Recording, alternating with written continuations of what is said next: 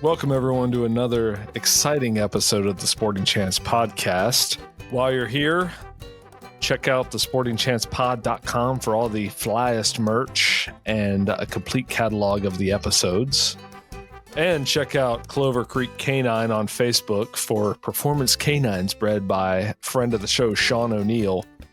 Do yourself a favor, get a lurcher, get a special, get a truck terrier, whatever it is, you can't go wrong. And while we're at it, this podcast is brought to you by A Journey with Red Tails. Order the book by author Bob Glass at ajourneywithredtails.com. And for all of your tightest falconry equipment, check out midnightfalconry.com. And let's not forget mountainstatefalconrysupply.com for your premier East Coast falconry supply store. Let's not forget your boy, my boy, everyone's boy, Seth Roy, NorthMountainGoshawks.com for your parent-reared goshawk hunting partner for the 2025 hunting season.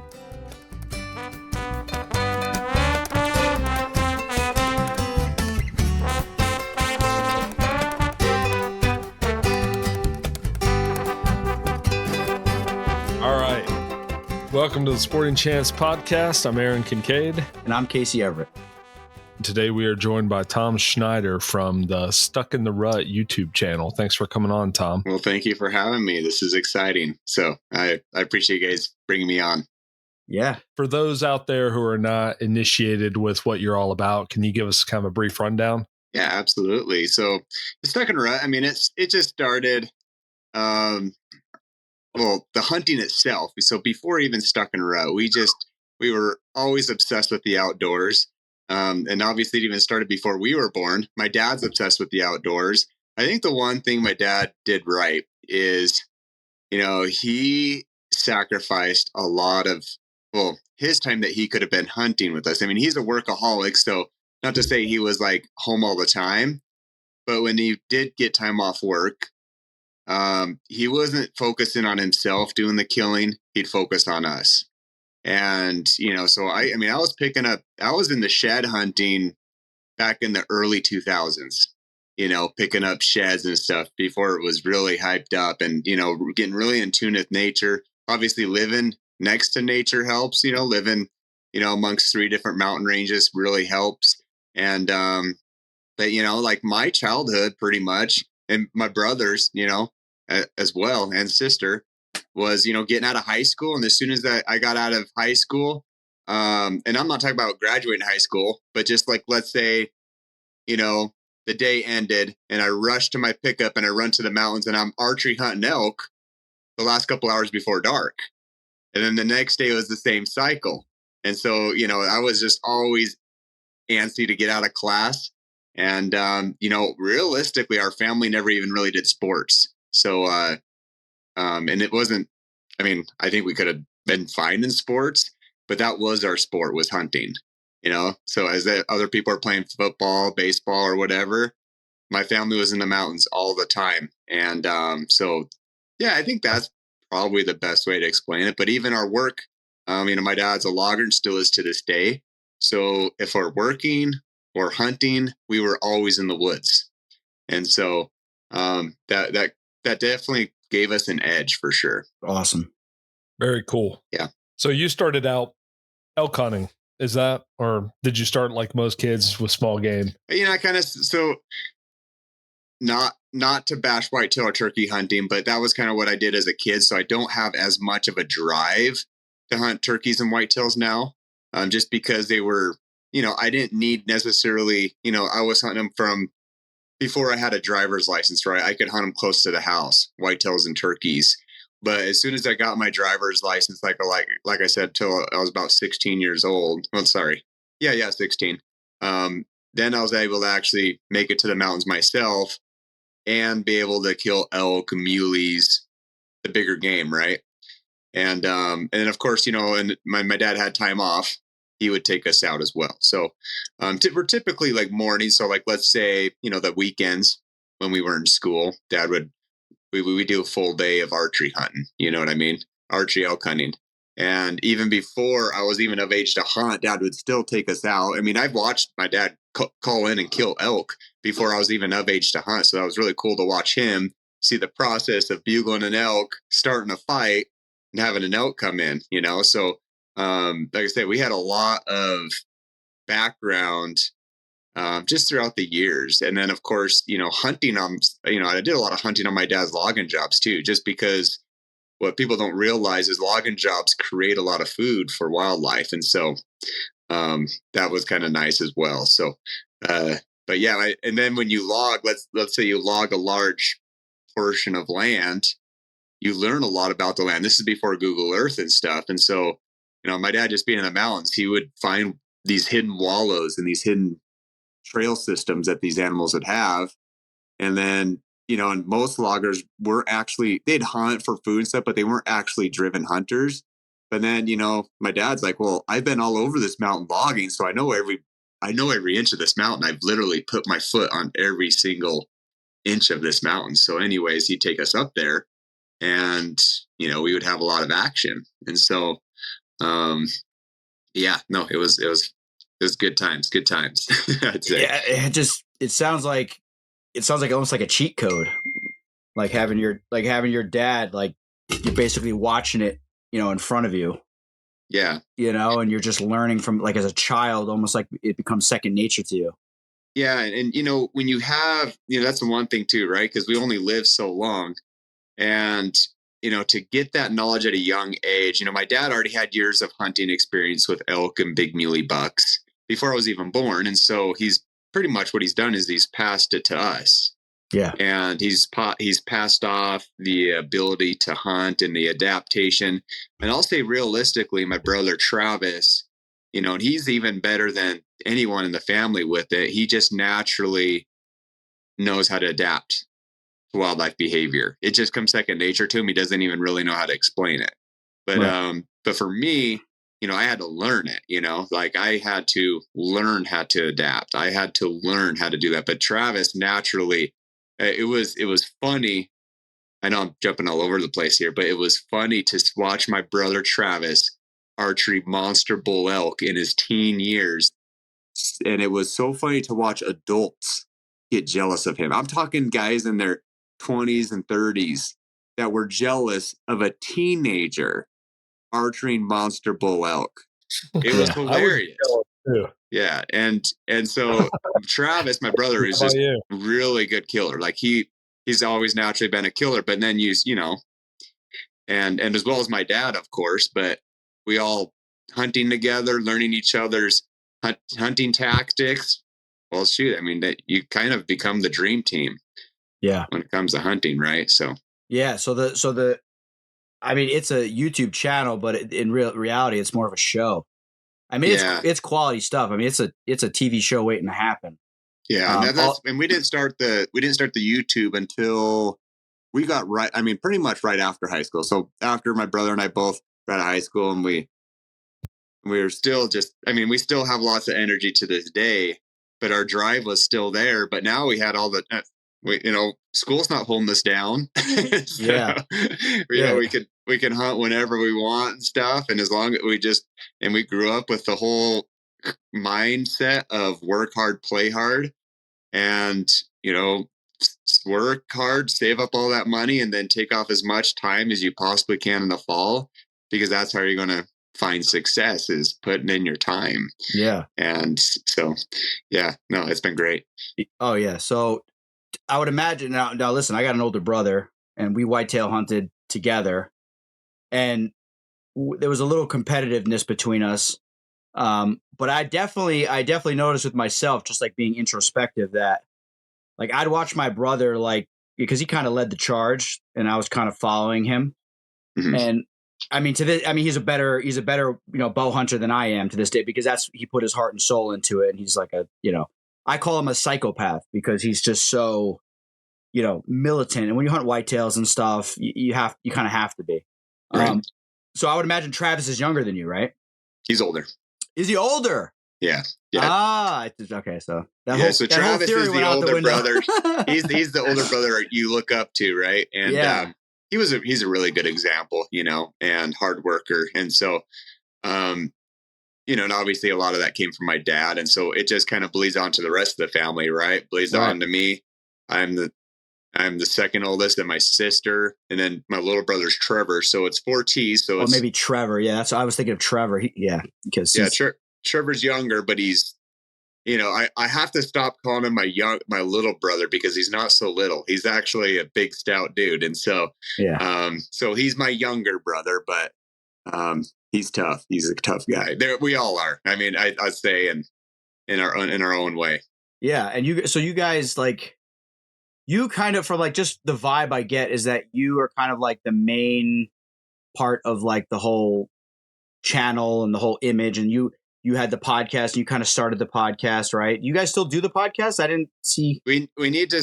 It's just, you can only run so many things, you're just like, man, I you pick up all. It's just another thing you have to take care of, right? As a podcast. And for me, YouTube's the baby and of Stuck N Rut. So I just make sure to keep that going. We want to get back into the podcast side of things too, because I mean, our podcast did really well. It's just making time for that along with the other things that we do. Right. And I do love the podcast. I started in kind of our own way. So Travis originally started Stuck N Rut. So he started it. He came up with the name, came up with the logo. He still runs the company. But I started the YouTube channel, and I was just like, let's try YouTube. And I don't think he was too sold on it at the time, because he was still back in the old school way of DVDs and stuff. I mean, the guy still writes out checks, for goodness sake. So I was more into, like, I saw the future, and I'm like, yeah, like, we got to get on the YouTube. So we started that back in 2011. And I started that, and so I saw the writing on the wall. So we were one of the first. I'd say we were one of the first hunters on the YouTube channel. So we established a good foundation. Yeah. And then Tana and Adam, they kind of, just with their Alaska stuff, and over time, obviously, I think the YouTube channel's grown all of us. But I feel like Adam and Tana have also picked up their own following just with their Alaska adventures and just the Instagram in general. Right. Like their their own personal Instagrams have grown tremendously. And Adam's a character, as you know. So so he with his jokes and humor, he's able to pick up his own group of following. So but everything's, the foundation of everybody's success is the Stuck N Rut itself. And I'd say the YouTube channel, everybody knows us through the YouTube channel, right? And that's kind of how we really started focusing on it, because we did have stuff on the Sportsman channel in the past. Oh, really? I don't know. I guess I didn't realize that. It was years ago. So it was around, like, it was the early times, around 2011 and stuff. And there was companies that were sponsoring us at the time, they had TV shows and they'd use our footage. And so when we used to do the show circuit a lot, and we had a booth and everything, and people would come up and say, hey, big fans of Stuck N Rut. And we'd ask, well, where have you watched us? Like, well, how do you know us? And they always they're like, YouTube channel. And they're like, and at that time we hardly had anything out on the YouTube channel. Right. But then I really started to pry with my brother. I'm like, we need to get stuff on the YouTube channel, because that's where everybody's going to find us. And so we started focusing on that more. And I think the toughest part about YouTube is you really don't make money on the videos. So you have to find ways to make money in other ways, and the goal originally with Stuck N Rut is not to necessarily make money, because we love doing what we do, right? Yeah. But you pay for the camera equipment's expensive. The computer, I got a editing computer that I use to edit, and that's not cheap.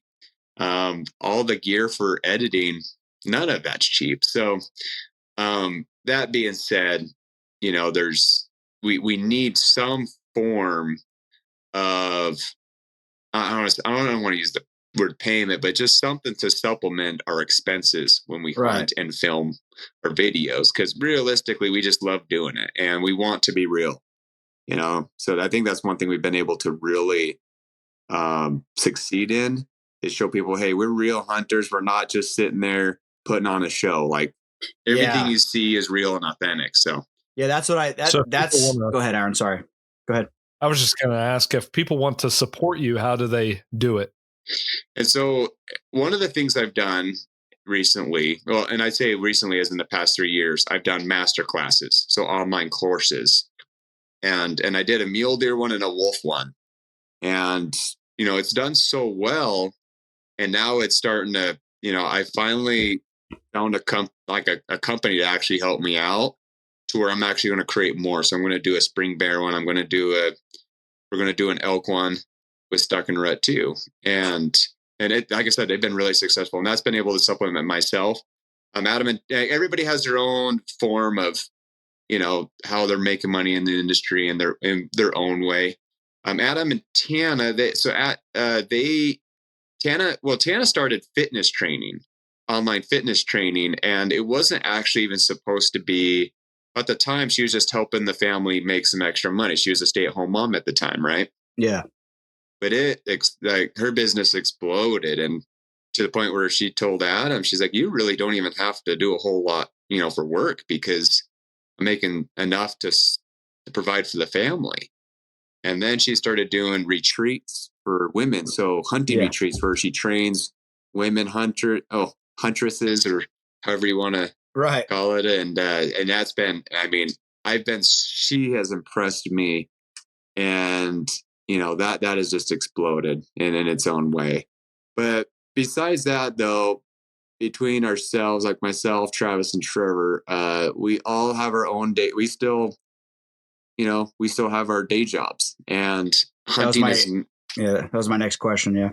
Yeah. So I'd say Tana and Emma are probably the only ones that are truly, I feel like, are making money through the industry. As of us, I feel like I'm getting closer, but I don't know. There's just something about the type of work that I do to where there's always a flow of income.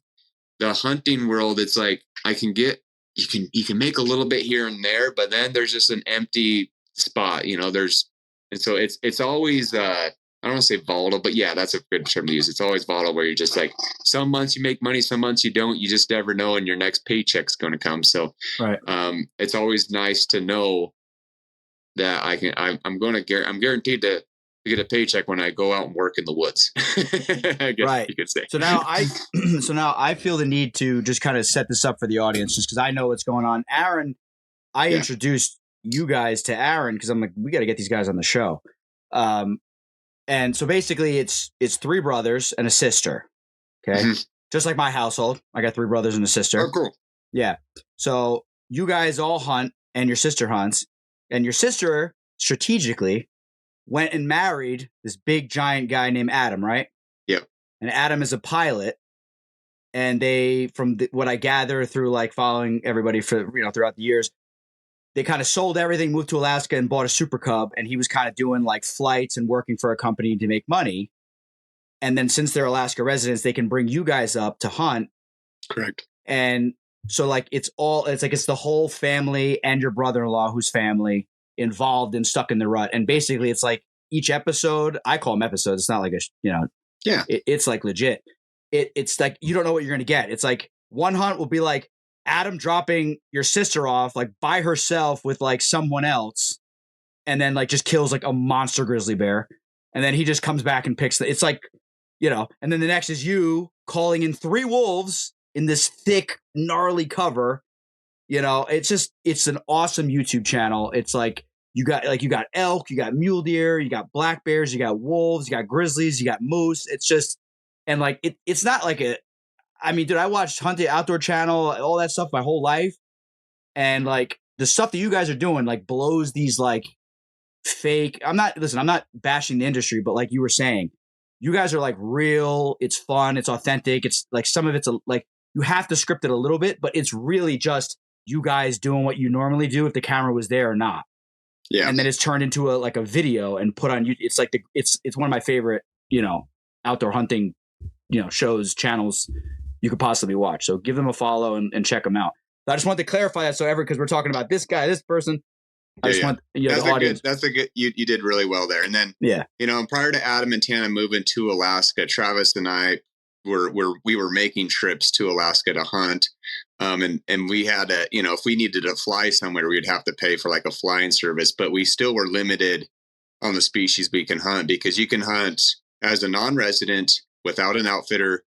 I can hunt moose and caribou. And so Travis and I were doing moose and caribou hunts prior to Adam and Tana moving to Alaska. Right. And, but then after they moved to Alaska, now they're residents. It's the first of kin rule, meaning I can hunt all the other species too, just as a resident. I just have to pay the non-resident fees, but I have to be with them. I have to be with Adam or Tana to be able to do that. And so I myself have killed a big brown bear, a 9'8" brown bear. I myself have killed a mountain goat. And last year, I mean, I could have killed a moose, on my own, but I was with Adam. Adam flew me around, and I got a nice bull moose last September. And so it was probably the longest. No, it was probably the longest I personally stayed in Alaska. So I was hunting Alaska for a full month last year. And so my poor wife and kids were down here in the lower 48 missing me. Yeah. I go away for a weekend, and it's like World War III in my house. Yeah. So, yeah. I believe it. Yeah. So what's like, not to pry, but like, so is like everybody that we just mentioned, are they like, employees of the company, and like everybody gets like a piece of it? Like, how does it work?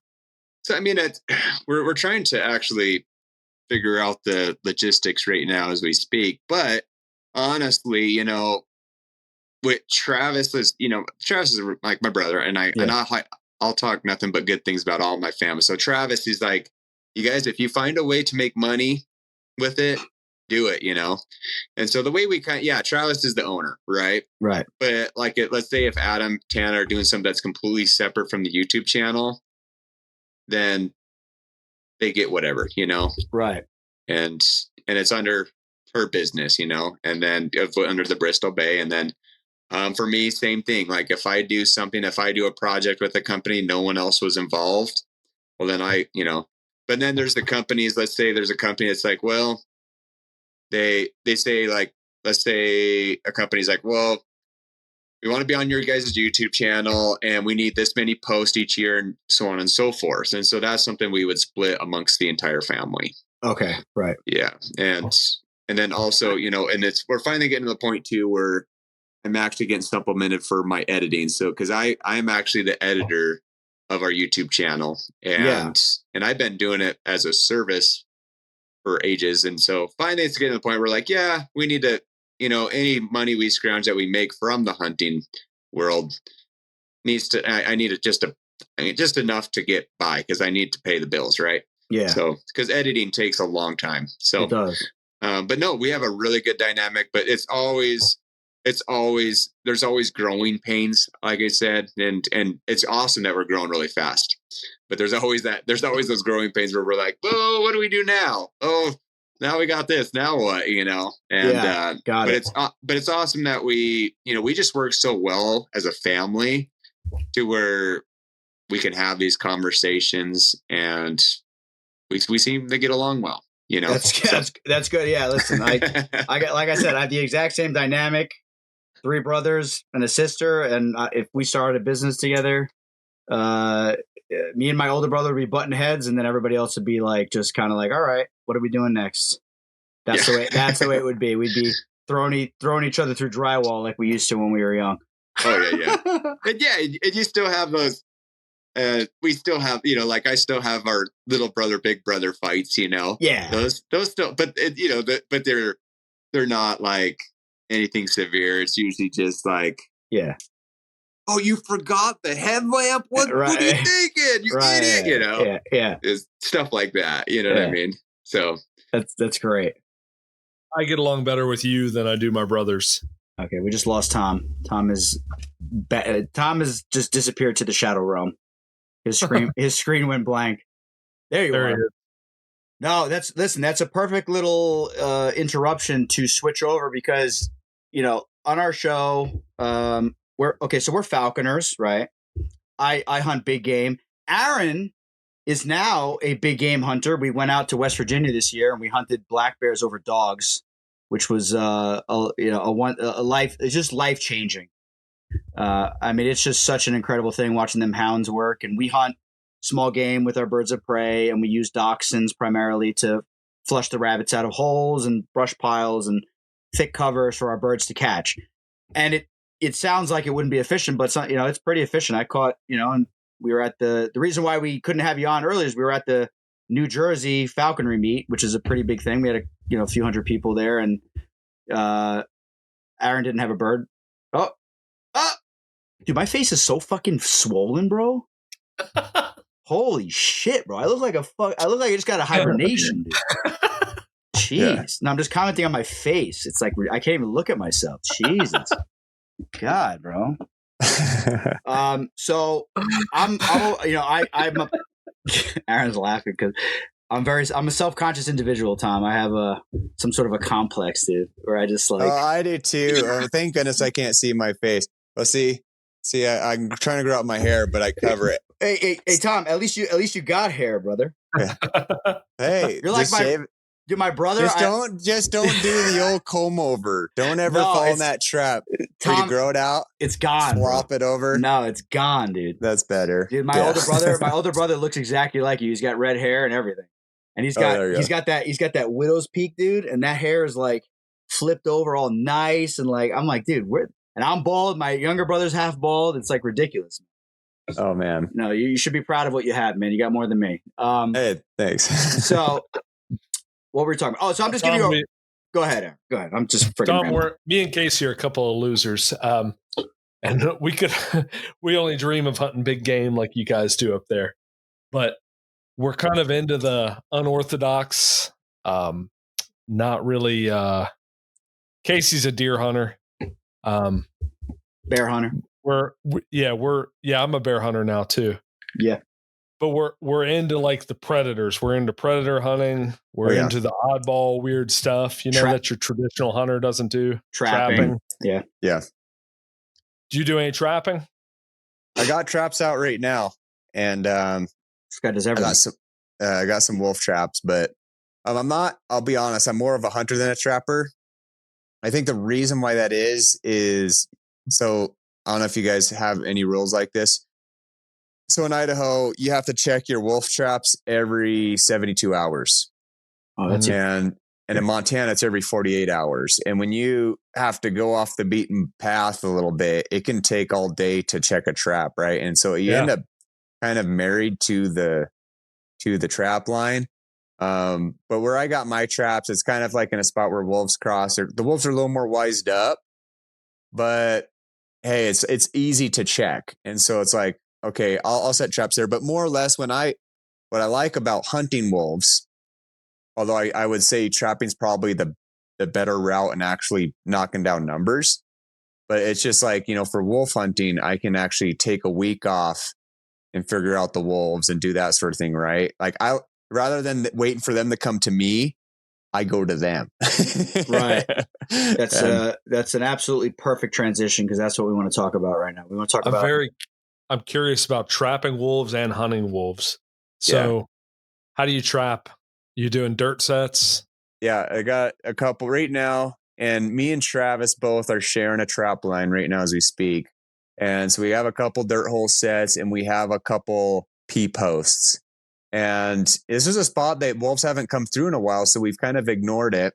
And so backtrack. So there was a piece of ground a while ago we were working on, and it's like a piece of private land surrounded by public, right? It's surrounded by national forest. And well, these people, they don't really live here, but they wanted kind of like a summer home built there / like a shop house.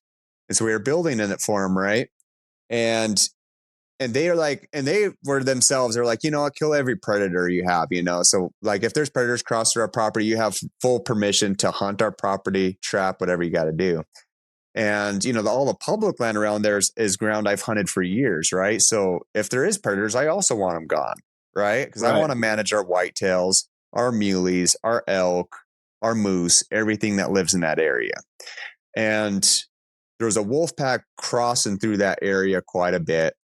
And it was the time with, first step is we logged the property before we built the shop house for him. So we logged the property. As we were logging, this wolf pack was moving through and harassing the whitetails that were eating the moss on the logging job. So we sent our buddy at the time. I didn't have time to trap. We sent our buddy in there to trap, and he trapped the alpha out, right? And right off the bat. Nice. But then ever since they trapped the alpha, that pack has been on edge. They've just been really antsy to go in there. But then the following year, we built that shop house, and the wolves are moving back in there again. And they would come through about once every 2 to 3 weeks. And so Trav's like, and at that time, I didn't take the trapping course, but Travis did. And so, which is a complete separate course than the hunting. Yeah. And so anyways, Trav's like, well, let me set some traps. Cause so that's nice, right? It's like, well, we got to go to work here anyways. So we get to check the traps every single day on our way to work. Right. And so he sets all these traps, and the next day we go to the job, and I was like, oh, did one of the subs bring a dog to the house? And Trav's like, no. And there is this wolf track, and it goes right up to the house, and the house is mostly done at this point. It goes on the porch. It pees on the porch, and it rolls right on the porch, and it runs up the mountain. It was almost like taunting us, like saying, like, I know you set traps here. I'm just letting you know that I'm on to you. I don't know. It was just like this, like, gotcha, the thing. It was just like, what the heck? What is this wolf doing? And then as the snow melts, Travis had some dirt hole sets there, and he caught one of the wolves. And then it was a pair, so it was two together, running together. And then it ran on and then the other one ran to the opposite side of the ridge, and we had a friend that was trapping over there, and he trapped the other one. So both those wolves together got trapped out. But then since then, the wolves have been anti-run through there. They've just learned that's a dangerous spot, right? So it's been a couple years since then. Well, recently the wolves have they're using it again. So we decided to get some sets there. So anyways, that was, I guess that was a longer story than it needed to be. But it's great. So we got some footholds in there. You can use snares in Idaho, neck snares. I mean, I myself and my brother are both just a little cautious with it. There's guys that are really good with it, but the problem is you can set it no matter what height you think the wolves are going to come through, but you can't control what animals go through there, right? So let's say a deer, a mountain lion, or anything sticks their head in a snare, it dies, right? Yeah. And so you can't really control what goes through there. You can do your best, like I said. You can avoid main game trails and put it in the spots only where wolves pass through. You set at a certain height because deer their heads are a little higher, but there's just that chance of hooking what you're not trying to catch. And so the footholds are a lot. I like the footholds a little bit more because let's say you catch the wrong animal, you can let it go.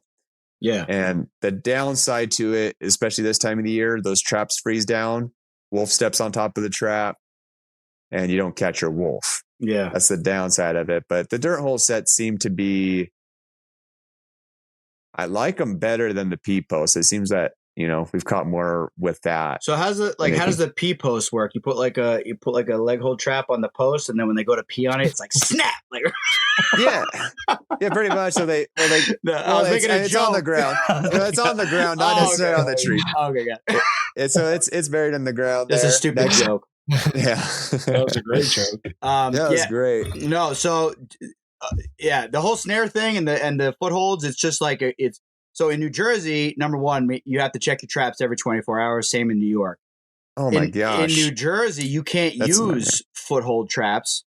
The only reason, they could justify it however they want, but it's only because of public perception. So you can only use snares, which, as you just described, snares are indiscriminate. You can't release anything. If it gets caught, it's dead. So it's just ridiculous the way that this whole thing works. And now that leads me to my next question, which is like, why are you trapping so many wolves? How many wolves are there? And you've made a couple videos about this that I'm privy to. And I'd like you to talk about that a little bit with like there's a little bit of an issue with so many wolves in the area and stuff like that. Can you talk about that a little bit?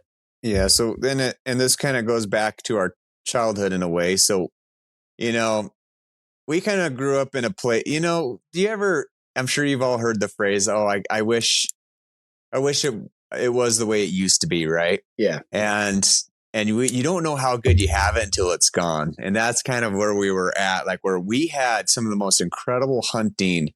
I'd say we didn't even know how good we had it. Right. And, the thing is we live in I don't want to say it's not like a coastal area, right, of Idaho, but we get a lot of moisture. We have a lot of different types of vegetation for wildlife. We live in an area where we have several different species. We have, and I mentioned this a little bit earlier, we have elk, we have moose, we have muleys, we have whitetails, we have black bear, we have grizzlies, we have bobcat, lynx, a lot of different species, coyotes, and a lot of small game. But we have a lot of mountain goats, bighorn sheep. Wow. And so we have a lot of we live in just an area where there's just so much, we just have such a variety here. Right. And with the food source in the water in the mountains, every drainage held a percentage of animals. Right. And and this is the thing I want to, clear the air. We never had an overgrazing of elk and deer. We've never had that. And we've always had predators. We've always had mountain lions, like I said, and coyotes and bears. And so there was always predators to manage wildlife numbers, right? We didn't need another one in our ecosystem, right? Correct. But this is probably the biggest thing we saw with wolves is when I would like to say I was probably around 16 or 17 years old. We had a spot that was really good with elk and muleys. And, it was more of just there's elk in there. There's muleys in there. It's just trying to find the right one you want. Right. And you work hard, you're going to find what you're after. And we saw our first black wolf ever in a drainage where I swear you can get up there, glass, and you'd see deer every single day. Doesn't mean there's a big buck in there. It's just, you're just going to see deer, right? You hunt there. You're like, oh, I saw 14 deer for the day. You know what I mean? But I didn't see a shooter buck. Well, one day we went in there and we didn't see nothing. Like, this is weird. Why are we seeing nothing? There's always something in here. And as stupid kids are, my brother's like, well, let's shoot across the canyon and hit a rock and see if something jumps out, Yeah. Okay. Yeah. We shoot. And a big black wolf jumps out of the trees and runs down the hill. And we're just like, and that's the first time I ever saw a wolf, was probably when I was like I said, I was probably around 16 or 17 at the time. Saw that sucker round down the hill. And I'll tell you what, that area never recovered for 7 years, when the wolves moved in. It was just, you go in there and you're not seeing deer anymore. You're lucky to find a track. You go miles and you finally cut a doe track, right? Same with elk, same with moose. Yeah. And it was literally, I call it a plague on four legs. And it would just every single drainage would happen. We're just and then it's okay, well, this area shot. Well, I know there's muleys in this area, right? So I'll start hunting another drainage. And for 2 or 3 years down the road, all of a sudden a wolf pack would move in there for the first time, right? All of a sudden that drainage is shot. And it doesn't take long. It's just a year or two. And all of a sudden that you can't find an animal to hunt. And you're like, well, I guess we're off. So you're what you're doing is you're trying to stay ahead of the wolves, right? Right. And it finally got to a point, I'd say about 2011 was the time where every single drainage was ran by a wolf pack in our whole area. Yeah. And a good portion of Idaho. And so it was none of us knew how to hunt them. But they finally opened up the first ever wolf season because finally they've agreed that they're no longer on the endangered species list. In fact, they're way above in population. And so I killed my first wolf on video, and I did post it on the YouTube channel. And that was one of our first YouTube videos too, by the way, on the YouTube channel was that one. And so, so I killed that one, and then we just thought it was going to be a piece of cake. Come to find out, wolves are really smart critters. And as the hunting went on and the trapping went on, it was just almost in a couple year span, we still had the same number of wolves, if not more. but nobody was able to kill them anymore. Just like, what is going on? Why we have so many wolves, but nobody's able to kill them? So we had to all go through this massive learning curve, and I did as well. And so I was sitting there, and it was about on and off. I tried hunting, then I'm like, screw it, I'm going to go back to deer and elk hunting. I'd get burnt out. Yeah, and I'm like, I'm just going to hunt deer and elk because that's my passion. But then as you start hunting deer and elk, and you're not seeing deer and elk, you're like, you start getting that bug again. Like, gosh dang, these wolves. I can't tell you almost, and I'm keeping it clean right on the podcast, but I can't. Hey, don't worry about it. Yeah. But there's just so many times where you're in the mountains where you're just like, gosh, I remember you sit there and you start reminiscing. You're just like, man, like I remember just chasing bulls in these canyons. I remember my dad taking me to these watering holes, and these watering holes and these wallows had these massive game trails that come through in and out. And those game trails no longer exist. Wow. There's no animals using those watering holes anymore. And it just eats you inside. But the thing is, people are like, oh, when wolves kill all the animals and they leave. No, they don't. They just go to the next source, right? So they kill the easiest, right? Which was moose. And then, okay, what's the next one easiest online? Muleys. Okay, then what's the next one easiest on the list? Then elk. And elk are better at adapting, but the problem is the elk that don't come up in the mountains are the ones that stay in the ag areas. Those are the ones that don't go back in the mountains. So then they become a problem to agriculture, right? Yeah. And but then they go to small game, right? So like wolves, they just go to the next species. So it's like, and there's always something for them to kill. And it was getting to the point where it was so bad that wolves are killing other predators, where you're finding bear hide and wolf dung. So they're running out of their food source to where now we got to go to bears. Well, now we got to go to livestock. And it was just getting that far out of hand to where I finally just said enough's enough. And it took me 4 years, and I finally started coming up with a really good system in killing them. And then I was like, okay, another one down. Okay, killed another one. Then finally it's like, okay, I got a routine here. And then the trappers as well. And in fact, I'd say he's like he's a close friend of the family. I talked to my dad. Well, his hunting partner, he's a little bit older than my dad, but is one of my dad's hunting partner. He's become one of the top wolf trappers in Idaho. And, that guy, he's just another old timer that has shared so much information with myself and the family over the years. And so I've learned so much from him, but long story short, him and I both had to go through a learning curve. He's an older dude, right? So he's in his 70s. So he's not going to be chasing the wolves like I am, but he's retired, and all he has, that's what he does. He's full-time trapper. He's just like, that's what I want to do with my retirement. Because he also is upset and mad what the wolves did to his areas. Yeah. And that man was trapping crazy amount of wolves, and it's killed a lot. Good. And we have finally got to a point where I feel like we got our wolf numbers low enough to where we're seeing our wildlife numbers return in areas that I have not seen in years. Like I was telling you about that one spot where we used to see 14 muleys in a day, and then we weren't anymore. Last time I was in there, I saw 20 muleys. And it's like, hey, like there was a 5 to 7 year window there where you couldn't find a deer. Yeah. And people are like, oh, it's just nature going through its cycles. It's like, no, like the trappers are on it. But if you go to Washington, you just go on the other side of the line. Oh yeah. The wolves are infested, and it's just on the other side of the line, right? And same with Montana, right? Like Montana, they're a little bit more strict with their trapping. And so the trappers are literally just hugging the line. They're just like, yeah. So like if a wolf gets trapped, it's a Montana wolf or a Washington wolf. It's like, they're not even Idaho wolves anymore. We're just like trying to keep these ones from coming, but there's still wolves around here, but they are just so on edge. And they're like, they're really hard to hunt and trap at this point. Even like I said, the most successful trappers can't even get, but they're just a couple of them, right? And they're on edge. When they come into a trap line, they're really careful where they step. My buddy, a good friend of mine who doesn't live, I'd say he lives like a town next door. He has a video of a wolf coming in, the alpha, going into the bait site, and he's patting his feet in the snow. Like he'd like walk a little bit and he pats it. He's doing this with his feet. Wow. And then he goes a little bit and he does that. And then the pack follows behind him. Jeez. And when he gets to the bait, they all eat bait and then they walk out their same track. Jeez. But they go in patting their pad to see if they can get a trap to set off.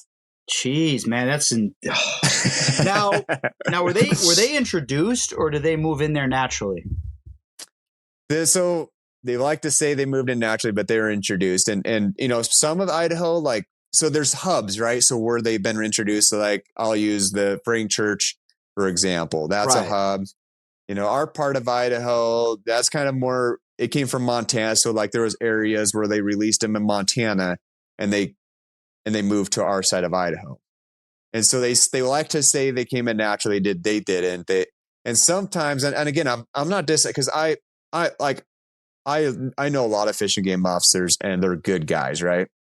But a lot of like they were keeping quiet to the public when they were saying, no, they just moved in here naturally. And finally, you know, like the Frank Church, for example, there was a period of time where literally a fish and game officer said, we never released wolves into Idaho.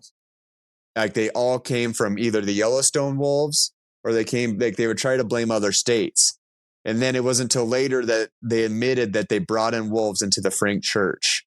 Wow. And it's just, and so they brought them into, you know, and again, this is just me, and I'm trying to I don't want to just spew information that's wrong. So make sure, like what I'm saying on that, look that up. But I'm just telling you, when I would ask a law enforcement and ask them, that's the answers I was getting. And so, and that's not when, I mean, I didn't record that and put it online, right? But I would talk to a law enforcement, ask them, which areas? And they're like, we never released them in Idaho. That was the words from a law enforcement. And so, I mean, so like I said, but make sure to look up that information on your own. But yeah, so Montana as well, there's hubs there, they released them. And, but yeah, it's an interesting process. We're all still trying to process it because, you know, we think it's been a long time, but I'd say, you know, we've been dealing with this issue now for 15 years. And so it's still recent, right? Nature and, you know, nature and the cycles that it goes through are much older than us and much longer than us. And so we're all learning about this, right? Like we're still learning about wolves and their behaviors and the adaptation of deer and elk. But I can tell you this, that, you know, wolves don't have this natural ability to tell you when something's sick or weak. They're just going to kill what's most vulnerable. Right. They're going to, if there's a cow and a calf running off, a cow, elk, and a calf, the wolves aren't killing that calf because it's sick and it's, you know, it's because it's sick. It's vulnerable. That's why it's killing the calf. You know, these environmentalist groups make it act like these wolves have this magical ability to only kill diseased animals and only things that are bad for the environment. And that is not true. It's propaganda. Yeah. And so it's unfortunate. And that's probably where we were really bitter too, is we didn't I think as locals, and it's a surprise, and I'm not trying to go on a rant in politics. I apologize, but go for it. Feel free. As locals, it's hard when we are like the guinea pigs to a politician, and you know our nature is like a test subject, and they try these things, and then if it goes wrong, we expect them to admit what they did was wrong. Instead, they cover it up. And we've heard this multiple times where, you know, our new moose numbers, for example. So I was telling you about that. The moose were the first to go, right? When the wolves came in, immediately it was hitting our local news that the ticks were so bad and it was killing our moose off. And I want these same news sources to explain now why our moose numbers are returning. Right. Like why are moose numbers returning? Like, is there less ticks?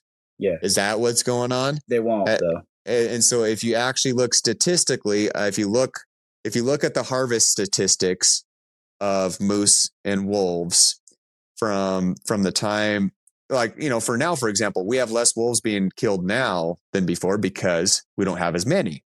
but you're also seeing a spike in our wildlife populations in those certain areas as well. So there's definitely a correlation between low wolf numbers, high population of wildlife, right?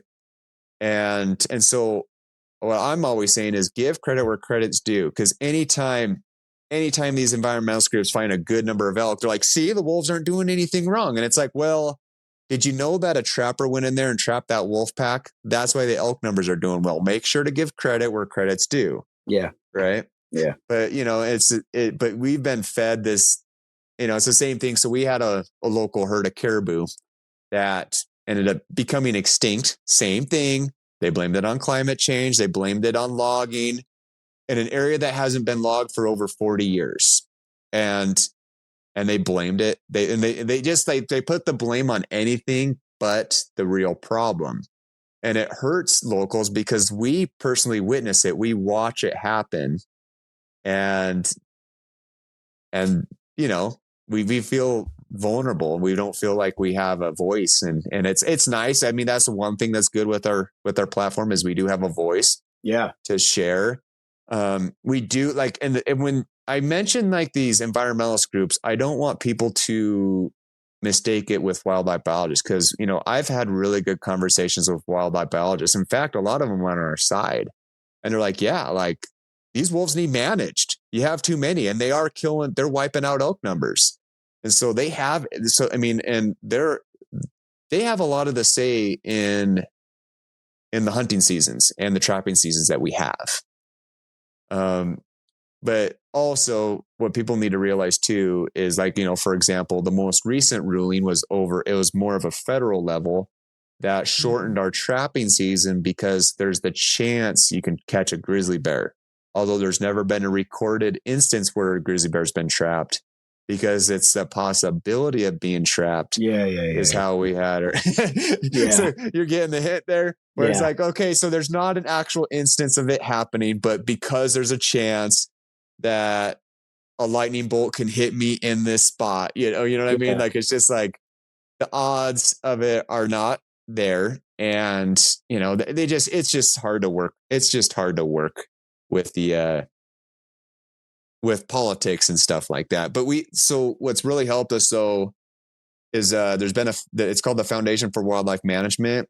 And it's like, if you think of like the Rocky Mountain Elk Foundation, it's the wolf version of it. And it's a good organization. It's like guys like you and me that are just like, do we need to manage these wolves? Well, a bunch of people got together and created a foundation, an organization that actually now it's grown so big it works with the state in managing wolves. Oh, that's great. That's awesome. So we got a pretty good.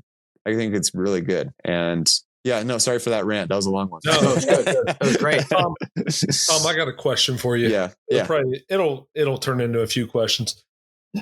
If you had it your way, would you have any wolves at all in Idaho? So now here's where my selfishness kicks in. I've become so addicted to wolf hunting. Yeah. That there's a part of me where I find out a big wolf pack moves in the area and I'm like, oh darn, our deer and elk. And then secretly I'm like, haha, I got wolves to hunt. But but for me though, and it's only, and this is where I'm selfish, it's only in those areas where I don't like hunting, right? I'm like, I don't even hunt that area anyways. But if it's in a spot where I'm like, where I really love elk and mule deer hunting, it's like places where I've hunted since I was a kid. The wolf pack moves in there. I'm just like, I don't want to see it. If there is a track in that area, I want that track gone. Like a wolf track. Like I don't want a single living wolf in that area. Right. Because one single wolf, you'll be impressed what one single wolf can do. Sure. And I'm not even saying, so in the summertime, animals can move around freely. Where the damage is mostly done is in the winters, in the wintering range. That's where the damage is done the most. And when you get, so like right now I went snowmobiling, just looking for moose antlers. I found one, by the way. I can't reach it. It's right behind me. But, nice. But it's a little one. It's big enough to where I found a cow moose skull. Oh, there you go. I'll show you.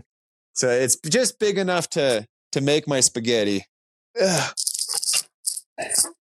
I found that yesterday.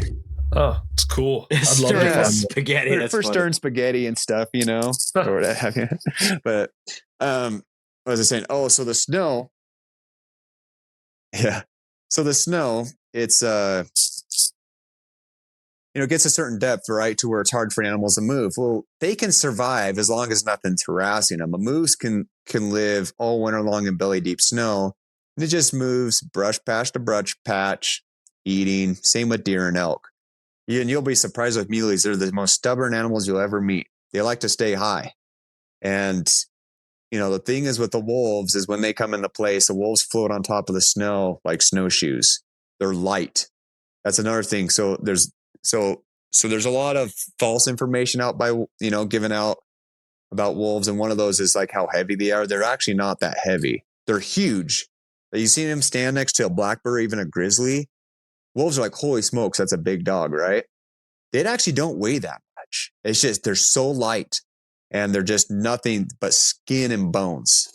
And they just float right on top of the snow with their big pads, just like snowshoes. And they just go right on top like a moose or a mule deer or an elk that's trying to run through the deep snow. They're done. And even, a fish and game officer who I'm really like, I haven't talked to him in a while, but I've had really good conversations with him because he's actually spent a lot of time in the Clearwater area. And he says the majority, 80% of the damage that wolves cause is between the month of February and March. Pretty much. It's in those times because it's the very end of winter. The animals are just trying to make it through. They're super weak. Even when I go shed hunting this time of the year, the animals will just like stand around and just stare at you because they're just so tired. They're not going to run. And wolves are just like heyday, and they don't eat everything they kill. So that's another thing that to know. And so like, let's say a wolf pack gets into a herd of elk. They're opportunists. They're going to kill everything they can, but it doesn't mean they're going to eat everything. Right. So they're just like, we have a chance to kill. And so they'll just, because to them, it's a feast or famine sort of thing. That's just in their nature. And so if there's 5 elk trying to move through the snow, they're going to kill all 5 elk. They may just eat one of those elk and they're full and then they move on. Well, now you have 4 other elk sitting there and you'll find, as a shed hunter, if someone goes out in the woods, I find these kills these wolves leave and it's just a carcass with not even a bite at it, or just enough bites to kill it, right? But nothing's eaten on it. Yeah. And now then, I have a quick question because you I think you mentioned earlier you have mountain lions where you live. Yeah. So then it's like from what I hear, just like listening and reading different things. So then like the mountain lion will make a kill, right? And mountain lions are very efficient at killing things. And then the wolves will learn that they can follow a mountain lion, steal their kill, and eat it. So then now you have wolves killing on their own, stealing kills from other predators, and then those existing predators, are continuing to kill. And then it's just like it increases the loss to the landscape where it becomes like you said, where you just go to drainages and there's nothing there. Yeah. And we found this out before the studies because this was early on. I'd say this was around 2010 or whatever, but we had a pocket of monster whitetails that lived in an area, and they were like mountain whitetails. So they're not they've never seen a cornfield in their life. They just live on the mountain and they pull to these benches and shed their antlers. And so we'd set trail cams, right? And we were typically killing every mountain lion that would move through in that area just because we wanted to protect them, right? And let those big whitetails get big. And what would happen is, so the first time a wolf pack moved in, like we found a mountain lion kill and we're like, so we'd set a trail cam at kills. This was like early on, and exactly what you said happened. Mountain lion made a kill. Wolves moved in on it, ate the kill. A week later or so, the mountain lion comes back. Its kill's gone. It's like, oh, I guess I got to keep killing it. And so we noticed that early on, but then it seems, we thought maybe it was a fluke situation where it's like, oh, there's a kill. But then now, with studies, they have found that's accurate. In fact, in southern Idaho, they've followed a mountain lion, and a big male that would actually he wanted to get ahead of the wolf pack. So he would have 9 kills ahead. Yeah, I heard that. Yeah. I So saw that too. he'd have 9 kills ahead of him. He'd feed the wolves and then move on for his kill. Yeah. And so that he's not being harassed. And wolves will kill mountain lions too, because that's another thing that's been going on. And I cat hunt sometimes. And that unfortunately those young cats, so like if you have a female and a young kitten, and when I mean a young kitten, it could be a 20, 30 pound kitten. They don't hold in a tree long. So if a wolf pack just sat there and waited for that kitten, they don't stay in the tree long. They get tired and they want to climb down. And so many times where we've had to like pull hounds back. Right. Because that they're going to, if the hounds get to that cat, they're going to kill it. Oh yeah. And so wolves just wait for that kitten and kill it. And so it also harms the mountain lion population too. Like the wolves will. And it was getting to a point where our wolf numbers were so bad where hound hunters would wait. They'd see a fresh cat track and they'd wait for a couple hours to see if a wolf pack would move through on it. And that's happened where it's like all of a sudden like cat track would come through. Or like, let's say like this one cat track, for example, sorry if I'm confusing you, but so there was a cat track that moved through. I was like, I called a bunch of houndsmen. I'm like, hey, come up here. I got a cat track. By the time they came up, got back there, wolf pack was right behind the tail of that mountain lion. Wow. And they're like, well, we're not going to let hounds off. They're not with wolves here. Yeah. And do they lose wolves a lot? I mean, do they lose hounds a lot to wolves in your area? Yeah. So I killed, that one story. It's a video. I just looked at it the other day. It has 2 million views. So there's a pack that killed 5 hounds. And I was, and I guess trying to shorten the story, I called them because I found out about it. I'm like, hey, I got my elk tag filled early. I took off this time off work. Like, I'll pursue this wolf pack that killed your hounds. And so they gave me the location and I went in and I killed the young. First, I went in and killed the young one of the member of the pack. And then I went back 4 days later and I killed the alpha. And how do you know it's the alpha? Because you mentioned that a couple of times. Like, how can you can you tell they have like a? Yeah, it's an age thing. So an alpha male is not going to let a male over 3 years old stay in the pack. Right. Okay. It's that's competition. So typically, I'll give a little bit of story of like the dynamic of a wolf pack. So this is what I do know. So when it comes to the politics of it, I'm not the best thing I know is like, I'm really good at knowing wolf behavior. Cause I spent a lot of time with them, but so the way the wolves work is, they get a certain age between 2 to 3 years old and the alpha male kicks them out. It's like, you're on your own. Right. And then and it's around this time of the year. And so now they're looking for a mate. Then the alpha female, she gets kicked out too, because then, you get these females that go into heat in the pack and the alpha female doesn't want that. And so long story short, that's how kind of new packs are formed. Right. So you get these older wolves, they get kicked out and then they find a mate and then they start their own pack. Interesting. But typically in a pack, like let's say you have a big, strong pack, you have 3 generations in a pack and it's mostly family members.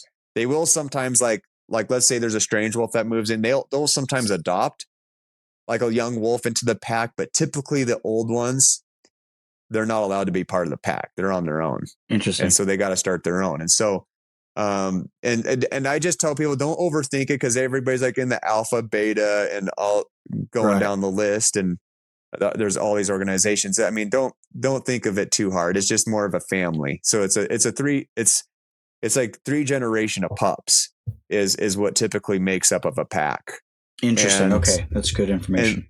And so usually when I kill a wolf, like a big alpha, I'm like, well, for one, I can tell this guy's big. But so for one, so the way I knew even before aging him, so I did get him aged, by the way. But typically you just see like the sound of his howl is really deep, but also his track. Right. And so when I was following the pack, I was following it in the snow and there was a big monster track, a semi big track, which was the alpha female. And then and they only had 1 litter of pups from that spring. So they're all adults, but there was one track that was huge, right? Which is typically the alpha, the big males, bigger bodied, bigger feet than the female. I killed the one with the big foot and that matched that track. But then of course I aged him and he was 5 years old. Okay. And so, but he was, he might've been, I got to look back. I think he was between 5 to 6, but Statistically, they'll also tell you, just because, you know, it is hard for a wolf to survive, you know, and so wolves actually don't even live past 5 to 6 in most cases. Oh, wow. Okay. And so, if you can get an 8-year-old or older, then wow, you got an old wolf. But because there's just so much that goes into surviving for a wolf, right? Yeah. So I have 2 questions, or like one's like kind of a statement / question. Mhm. I heard that the black wolves, they have dog genetics in them somewhere that causes that mutation. Is that true or false? I don't think that's true. No. Okay. Because you get black in Alaska in the middle of nowhere. You get whites. Whites is a very rare one. It's mostly female. I was actually, when I killed so, and then another alpha I killed, which I aged as well. I killed a big white male alpha, and when they every liberal's dream. Yeah, right. Just kidding, everyone. Just kidding, liberal. Just kidding. But so I got that big white one. Well, I was told that not like a white male, like a white wolf in general is rare, but a white male is extremely rare because it's almost like a calico cat, right? They say calico cats are typically female. Like a white wolf is usually a female trait, not a male. So to kill a white male was pretty unusual when I got that one. Aaron's still laughing at my stupid joke. So and then my main question, that was kind of like a side note, but that's good information. Yeah. How are you killing these wolves, man?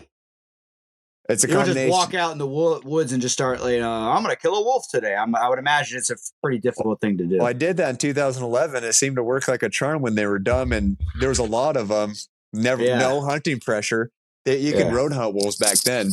But no, the first time I ever did it was it was an electronic call, and it worked. Like I said, I got wolves howling. My sister was back from college, and at the time, so Tana, and so in our younger years, right? And so she's like, well, I need some deer meat for, because, she wanted to fill her college freezer with deer meat, and she was visiting the family at the time.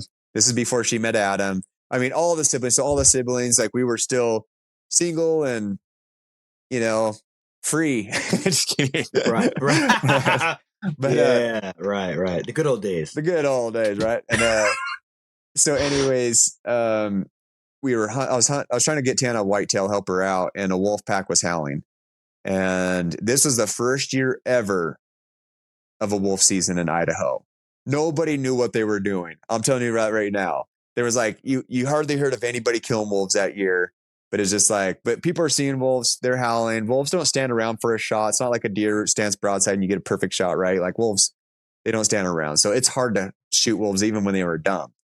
But anyways, we had wolves howling, and I'm like, well, I guess our hunt's going to change into a wolf hunt here, Tana. And so we went the next day, and I was like, I didn't have a predator call at the time because I really was more of a deer and elk hunter. I wasn't much into predator hunting. And so I contacted a friend who had an electronic call, and I'm like, can I borrow that? And he's like, sure. And he had a recording of a howl, and I just ran that, and the pack ran in the clear cut at 450 yards. This is also, by the way, the same time I'm going through the learning curve in long range. So this is my first year ever shooting long range. And at that time, my brother had a gun dialed, and he's just like, try this gun, and so he showed me how to use it and stuff. But like, this is literally 2011 was the first year I ever was shooting long range. And Travis got more into it than I did. So he had to kind of run me down real quick. But I don't remember what happened that day, but he just couldn't make it that day. So it was me, my sister, and my dad. And we called this wolf pack in, and I'm sitting there, and I'm doing everything my brother told me. I'd range the wolves. I dialed the gun, and we whistle. My dad whistles to stop the wolf. It's crazy to think that a whistle at 450 yards stop. Right, like that's a long ways, right? But they heard the whistle, really good ears. But anyway, so it was a black one and a gray one together. And the black one stopped behind a tree, and the gray one stepped out in the opening. I'm like, oh, I wanted to shoot the black one, right? Yeah. And as I shoot the gray one, it drops. The black one runs out of the clear cut and disappears. And we're like, oh, that was cool. And all of a sudden we hear howling, and the black one is at the edge of the cut trying to find out what happened to his buddy. And then I shoot the black one. I ranged at 530. I shoot the black one. It does the dog chase its tail and then tips over dead. I thought. And so we're like, okay, high five. Then all of a sudden we look, the gray one stands up and it starts to leave. It's like, what? I just shot that one. I get back down. I shoot. It drops. It's like, sweet, we high five. The black one gets up and it runs out of the clear cut. We're like, what is happening? Why is this like, you ever have those dreams where you like, or like where you're trying to run and you're not going anywhere? That's what I felt like. I'm like, what is happening? Like, why are these things not dying? Anyways, so I had a dead wolf on the hillside there. I tracked the black one. I never caught up to it. I probably should have spent more time, but I had my sister and my dad at the other wolf, and I was tracking it and I'm tracking it. And I'm like, dude, I'm going into no man's land here. But I'm like, I feel like if I was like at that time, if I would just dedicated maybe another hour, I probably could have caught up to it. But I turned around, like, we have a dead one here. So I went back to the gray one and it was cool. It was a really cool experience. But like I said, that was a little bit easier than I thought. And then, and at that time with the black one, I was like, oh, I'll kill another one. Not a big deal. I like at least I got a hole in them, right? Yeah. And then I found out afterwards how hard it really was to hunt wolves, to the point to where I regretted selling, because I sold that gray wolf hide for like $250, and it was a beautiful hide. And I was just like, I'll get another one. And then I was like, gosh, like, why did I sell that thing? I didn't realize. $250. That's crazy. Yeah. So that's how much they go for? It depends how good the hide was, but it was an incredible hide. It probably would have been more 500 plus, but I just, at the time, I was just like, I'll get another one, not a big deal. And so, yeah. And then after that, it wasn't 4 years, and it was not 4 years until I killed my next one. It was quite the learning curve. And so that would have killed me. Yeah. I was just like, why did I do that to myself? But yeah, no, then I learned that also with e-calls, and I have to train people with this, that it just makes them wiser. They learn the recordings. Oh. And so we continued pursuing that pack, right? So the pack that we killed in 2000, or that one that I shot and wounded the black one. So now I'm going back to the same story, right? So the next day we go in there and it's like, okay, Tana, you're next in line. So if we call them wolves again, you shoot. And we howled up the can. There's a wolf howling, and every time it howls, it's getting closer, and it's going to be a point blank shot. So I have Tana set up. She's like, she's starting to shake a little bit. She's like, dude, I'm scared. Like, I'm like, oh, this is, and my heart's racing. I'm like, it's happening. And this wolf is it's popping off howls, and it's going to be right in our lap soon. All of a sudden, the old alpha, he sounded like a heifer in the background. He goes, ooh, and all of a sudden, that young one stopped howling. And the next time we heard it, he was back with the alpha, rest with the pack. So he pretty much just said, that was that howl was a warning howl. He knew that was a recording. Wow. And that's danger. Get back here. And the young ones typically don't know that, but the alpha is kind of in control of the pack, right? And so, and then we continued. I mean, for an entire 2 or 3 weeks, we had those wolves howling every single day, getting super close. I mean, I feel like point blank in the trees and then the brush, but the brush is so thick, you just don't see them, right? Like they'll get as close as they possibly let, but you just don't see them. And they just howl and circle you. And it was just day after day of that. And we were not able to kill them again. I'm just like, gosh, why do I feel so incompetent? Like, you know what I mean? Yeah. And we were just, a lot of people were afraid to do that, but we were just like, charge into the pack in the thick brush, and just like, we have guns in our hands. Don't worry. If one grabs my leg, just, I'm just kidding. But like that was like, so when you said they're thick in the brush and they're around you, has there been any situations where people have been bit up or anything like that? No, but also that, I feel like if anyone's it's going to happen to me, because I put myself in very vulnerable situations like that, right? But what I've learned with wolves is they're not as much an ambush predator as they're more of like a chaser. They like to identify their target and then they chase. Like and that could be possibly because they know there's always a chance in running into a grizzly bear in the woods or a mountain lion. But they still know they're on top of the food chain because when they do come into my calls, it's not like a coyote where they see me and run off. I've had wolves look at me and stare right at me and still keep coming in. Like look at me in the eyes and like it almost feels like they look through my soul. Wow. Or you're just like, oh my gosh, and it's close. Like I'm talking about 20 yards and under, And that's insane. That's insane. It's happened to me multiple times. Multiple times I've called them in really close, and I archered. I stuck 3 with my bow. And I've told that story multiple times, but I did stick 3 with my bow while I was archery elk hunting too. And same thing. They were just standing around really close. And realistically, the bow was so quiet that it didn't tip them off that there was danger. And so it wasn't until the last one I stuck, then I saw 4 and I stuck 3. And the last one's like, I got to get out of here. It ran up the canyon. Right. It was crazy. So you got 3 in one sitting? One situation. Yeah. I stuck 3 at one time. So it was a wild experience. That was while I was elk hunting. I was just running not a fawn, but I was running a cow elk call. And I kind of got ambushed.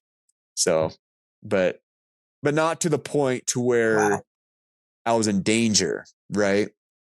But they were hunting me and trying to figure out what I was, more or less. The first one came in straight on like I was food, but when he was coming in, like I noticed toward the last minute before I arrowed him, he started slowing down. Like, wait, you're not an elk. Right. That's awesome. Oh my God. Is that video up somewhere? So the aftermath is. Okay. So I mean, it was one of those situations where I had no time for a camera and I was by myself. And so all I could do is show my empty quiver of arrows and dead wolves. And so I have it on YouTube, but it was like the aftermath. And unfortunately, I know for a fact the third one died, but I never found the third one. So, but the 2 were just, they killed them practically on top of each other. So, but no, the third one, I watched him tip over 2 or 3 times because he was losing a lot of blood, and you know how an animal, like when it gets lightheaded, like it's the loss of blood. It was doing this number, like it would tip over and it disappeared. And I looked for it. It was raining. And so I was having a hard time picking up a good blood trail. And then after a while, I'm like, you know what? I have 2 dead wolves I need to skin out. Let's just focus on them. And so I kind of aborted continuing the track. Are the hides still worth $250? No. So those ones, so that was a little bit, it was September hides. And so it depends on the time of the year. Like if you kill a winter wolf, you can get, I mean, for me with our following, we can get close to $1,000 a wolf just with our following. Right. But you realistically for a good hide, it's about $500 for a good thick winter hide. You know what I mean? But then also if you get certain, let's say like color phases, like you get a black one or they call it a blue. Those ones go for quite a bit. Is there any way for people from out of state to successfully hunt wolves or trap wolves? It seems really daunting to me. I feel like you need to live there to do it. Trapping, yes, because you have to check your traps every 72 hours. And then the foundation has been trying to push some legislation to, or I don't, like I said, I'm not into politics well, so like I don't know the terms, but they're trying to push to where outfitters can set traps and then take and pretty much guide people for that. The hunting, yes, anybody can do that. It's a challenge, but same thing. I'd say like you got to take a month off to do it and to figure it out, but it's doable. It's a challenge, but also too, like I have guys that just, they don't listen to me. There's just some people just like, they want to hunt wolves. They never hunted wolves before, but they don't listen to me in the sense like they'd rather just try to hunt the places I hunt instead of try to find other places. And I don't know if they think I'm trying to lie to them because they think I'm trying to hoard these wolves to myself. But the one thing I say is like, you know, like for me, when I hunt wolves, I try to find wolves that don't have as much hunting pressure. And it's the same thing with deer and elk too. I say like, you want to kill a mature muley and mature bull elk, you're going to have to go get away from people. If you're always following people, you're going to get people and you're going to get wised up animals. Right. And you're not going to get age class. And so when some of these people come up here and they want to hunt where I hunt, they follow me around in the woods. I'm like, dude, like you're not just hurting yourself, but you're hurting me too, because too many people in the woods, too much scent in the woods. Wolves will leave that area for a month. You know what I mean? Yeah. And so what do you like? What do you mean by like following you through the woods? Like you got like people like stalking behind you and like just not like necessarily that, but like so let's say somebody finds my pickup, right? They see where my pickup is, and then there's like rumors that, hey, Tom has been hunting this area for wolves. All of a sudden, I start getting trail cam photos of wolf hunters on my trail cams. I'm just like, oh, great. That's you know what I mean? And there are people that I've told them, hey, give me space. And it's the same people I've told them, give me space. And I see them in there and I try to talk to them nicely. I'm like, hey, like find your own wolves. And so, and I guess I've never like bumped into them like behind me in the woods, but they do follow. Get out of here. He's like 10 feet away from you. Yeah, no, but that's happened. But that also happens with deer and elk too. For us. But with wolves, like, and it's hard for people to understand this. And I'm only saying this because I've had multiple scenarios where people, they're like, they think the best way to hunt wolves is to bring 5 hunters in the area. That's going to manage them. And that's not the case. You're better off with 1 skilled hunter than 5 inexperienced wolf hunters. Right. And so that's kind of one of the reasons why I created that wolf masterclass, so that people like, hey, like this will really teach you everything you need to know about wolf hunting and to be a successful wolf hunter. Like I pretty much teach that 40-year learning curve that I had to go through plus more, because now I've been hunting wolves for feels like forever now. Right. So we're close to a decade. Yeah, a decade. But yeah, so that's kind of why I created that course. It's been successful. I've had people kill wolves and think the success to it, you know, through taking the course. But a lot of people, they just want to know the spots, right? They're like, I don't want to learn to hunt wolves. I just want to know where the spot is. And it's like, that's not going to make you a successful wolf hunter. That's like ridiculous. That's like, we see how like, yeah, I know we're talking about hunting wolves and like this awesome stuff. And then just to like switch the topic to like chasing rabbits with hawks, like sounds so like pathetic, basically. It is. But we have this problem with falconry where like a buddy wants to like get his bird started on catching game, and like you'd be like, all right, I'll take you out. And then you take him to one of your good fields to help your friend out, and then like all of a sudden they're back there every weekend killing every rabbit in the field, and you're like, you know, and then we weren't going to talk about Harrison anymore. Oh my God, Aaron. Courtney, cut that out. That's an inside joke for the podcast, and we're gonna get in trouble. So it's just like, I guess in any type of hunting you have that kind of an issue. But like, so like, what do they say to you? Like, you ever catch them there and then you confront them and you're like, you're in my spot. And they're like, well, it's state property. Like, you get people like that or what? Oh yeah, and I say I'm one thing you find about me, and I am actually a very nice guy. I'm not like my dad. I'm not like I'm actually a really nice guy, and I always come off really friendly. And if you get the pissed off side of me, you really did something wrong. But usually it's really nice. I'm just like, because I mean, to me, you can't be mad at everything, right? I'm just like, whatever, it is what it is. There's always wolves that, like, I'm always finding and killing wolves, so it doesn't. They can go in there and it's just like, okay, you can follow me all you want in the woods, but you don't even know what you're doing, and you're trying to use calls that I've already used. I've already used those calls on those wolves. So now my tactics are way different, right? Like I go in there and it's not the same tactic as I would the first time I go in on a wolf pack, right?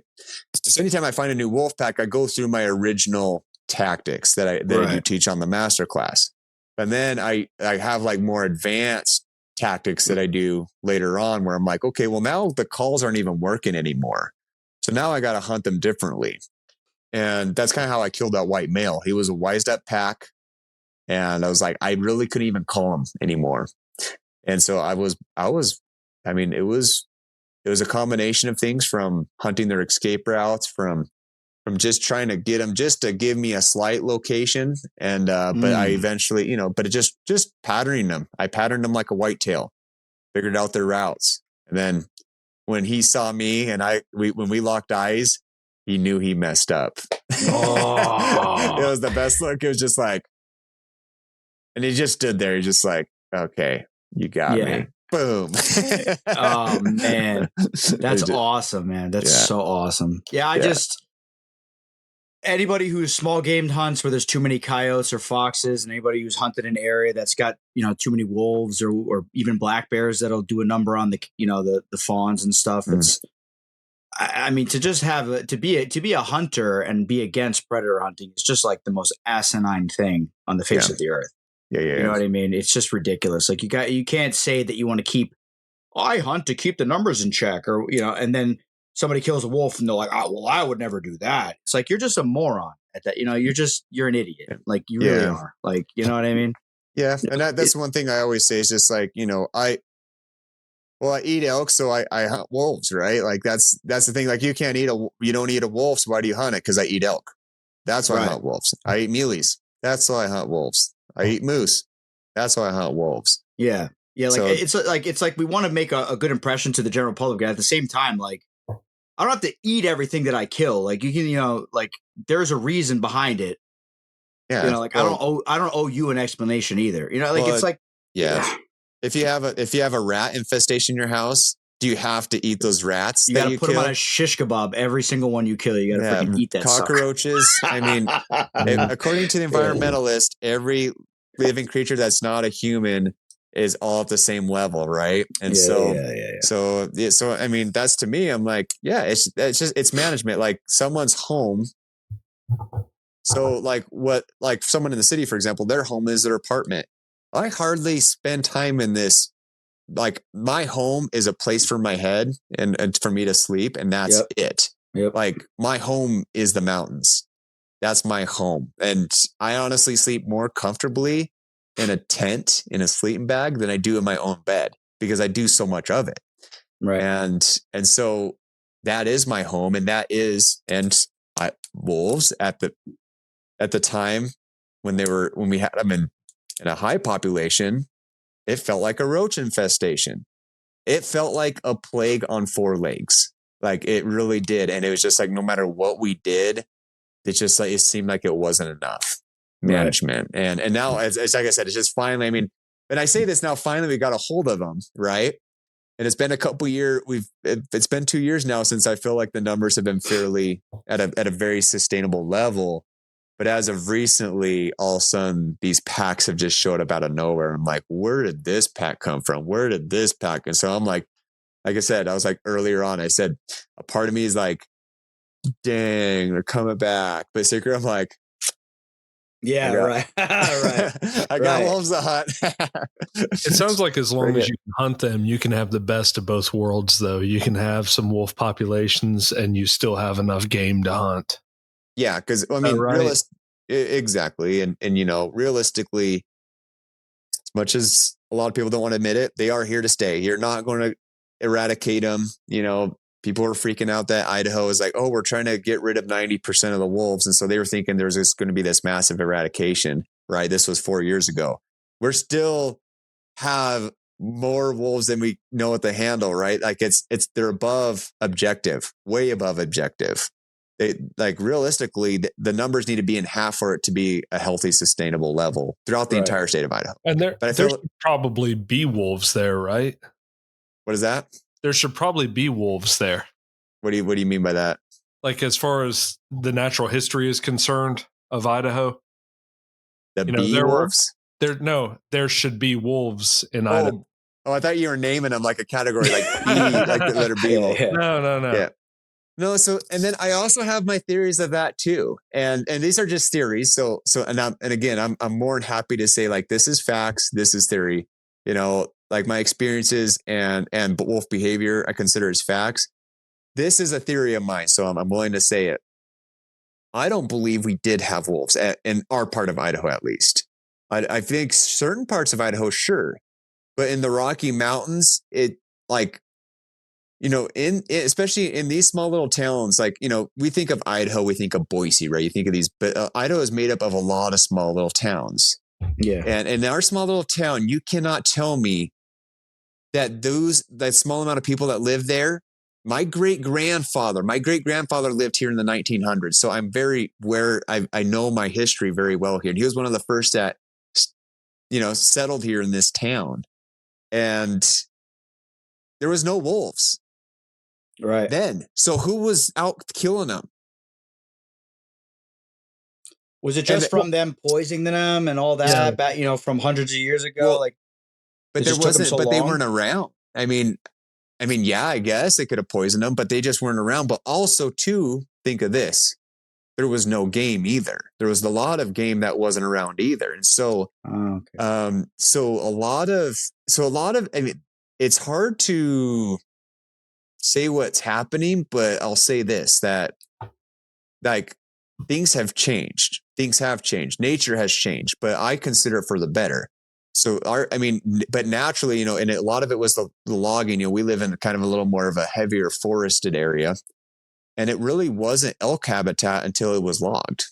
And so with the logging and in agriculture, all of a sudden elk started showing up. All of a sudden whitetails started showing up. All of a sudden turkey started showing up. Grouse, I would imagine, all that. Yeah. Yeah. I mean, you talk to some of these guys that are still around to this day, they say the first elk they ever saw was in the 1950s. That was like the first ever elk season in this area was in the 1950s. And they moved up on their own. Then all of a sudden we have a healthy number of elk. And, and a part of that, so, and it goes back to like, is it the elk that have pushed the caribou out and all this other stuff? So, I mean, there's a lot of hearsay or what, but nature's changes a lot. It's changed for thousands of years.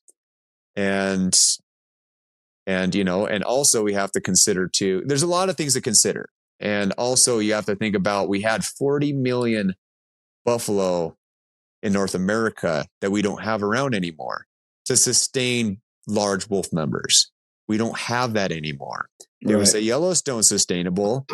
I disagree with that, but also because look at the moose numbers. People, look at the elk numbers. Well, look at the moose numbers. They've plummeted in Yellowstone from the wolves.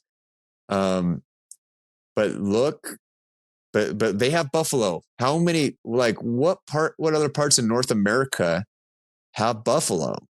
Not a lot. I mean, some in Arizona, some in Canada, some in Montana. There's some little states where they're just small portions, but buffalo was like a key source to the ecosystem throughout the entire North America. And we don't have that anymore. And you can blame that on hunting, because that was like, people killed off the buffalo. We did. Well, I say we, but I'm not responsible. Yeah. My ancestors did that, right? That was a concerted effort. And now they want to bring back what they claim the same number of wolves that used to be in the landscape. Well, they don't. A predator is only going to be as good as its food source. Correct. If the food source isn't around, then what do you have? You got livestock, you have pets, and the other animals, like the elk have to supplement the wolf, the deer have to supplement, and you bring up a great point about that. But also I go back to saying too that I don't think, because there was wolves once in Idaho. Idaho's a big state. Montana's a big state. You look at Canada. Canada's a huge country, right? And there's parts of Canada that doesn't have wolves. People don't understand that. It's like, you know what I mean? So just because one area, like pronghorn, for example, Idaho has pronghorn. My part of the state doesn't have pronghorn. Yeah, let's introduce them. Yeah, but I will say this too with wolves. I've noticed wolves and animals seem to do better in open country. Like they seem to live better. And I think it's because elk are more of a plains animal originally. And so, and same with muleys. And so they can see danger coming from afar. And it still hurts. So, it still hurts. But if you actually look at the numbers and where the most damage is done, there's charts in Idaho and in Montana. It's done in the thick timber country in the Rocky Mountains. That's where the numbers are hurting the most. And I feel like wolves, in some way, I say they're not an ambush predator naturally, but they kind of become that. Like, an elk in wide open plains can see wolves coming from 400 yards away and start taking off, right? And so they can move around and just keep a good distance from wolves. In our thick timber country, you can get 30 yards and under to an elk. Pretty easy. I mean, shoot, those wolves that I stuck with a bow, that one snuck up to me 7 yards. Jeez. I stuck him with an arrow. So goodness. So and he's already and wolves have their cardio is insane, right? Like they have great stamina, and so they just run their animals down until they're tired.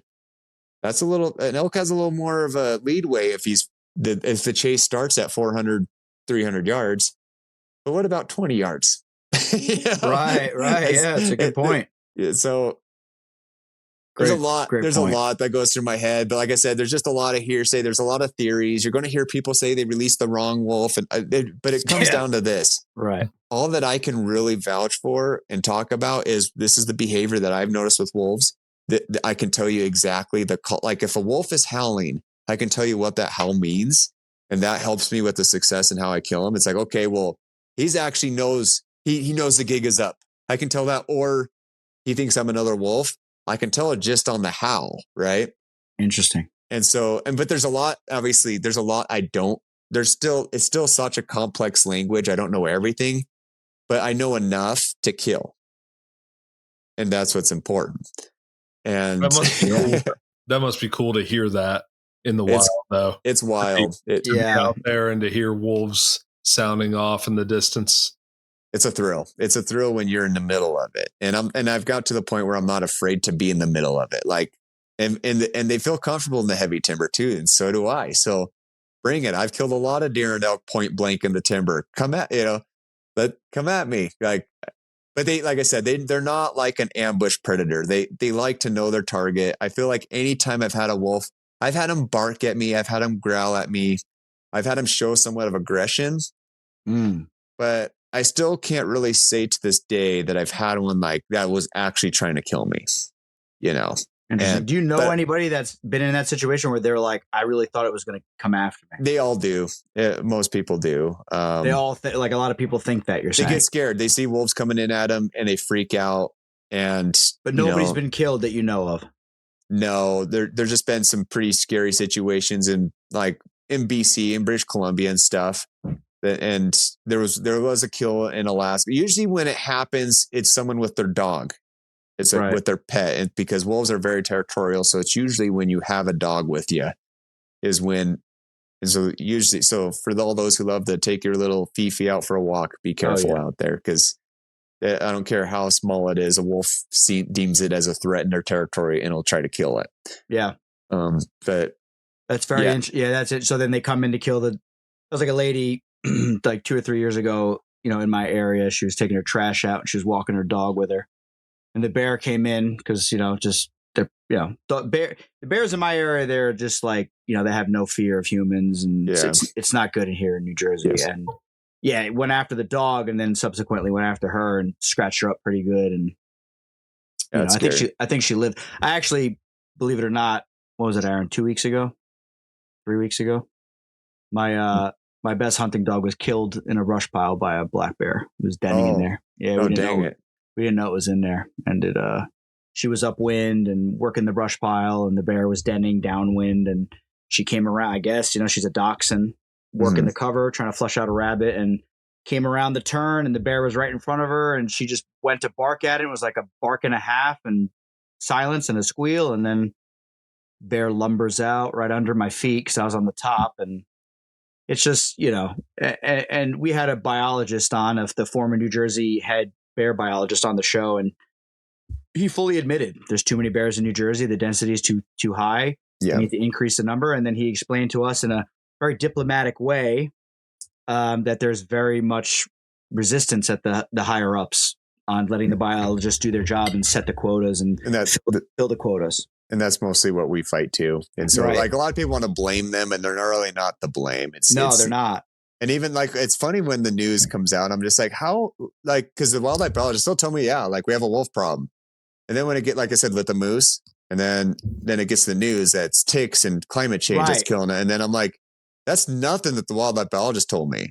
So it's like, where are they getting that? Where are they running with this story? And they're making it up. Yeah, Kelsey told us a story where he literally presented, he wouldn't say the person's name or the official's position, but he presented a number, and let's say it was 15,000 bears in the state of New Jersey, not a big state.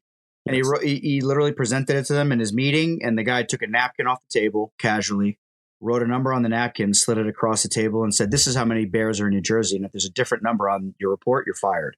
Mm-hmm. So like he's saying there's 15,000 bears, we got to remove this number of them. And then he's lowering the number off of just his own biases, undermining what the biologist is doing. It's just insane. We're buddies with Bobby Kennedy, so we're trying to. There you go.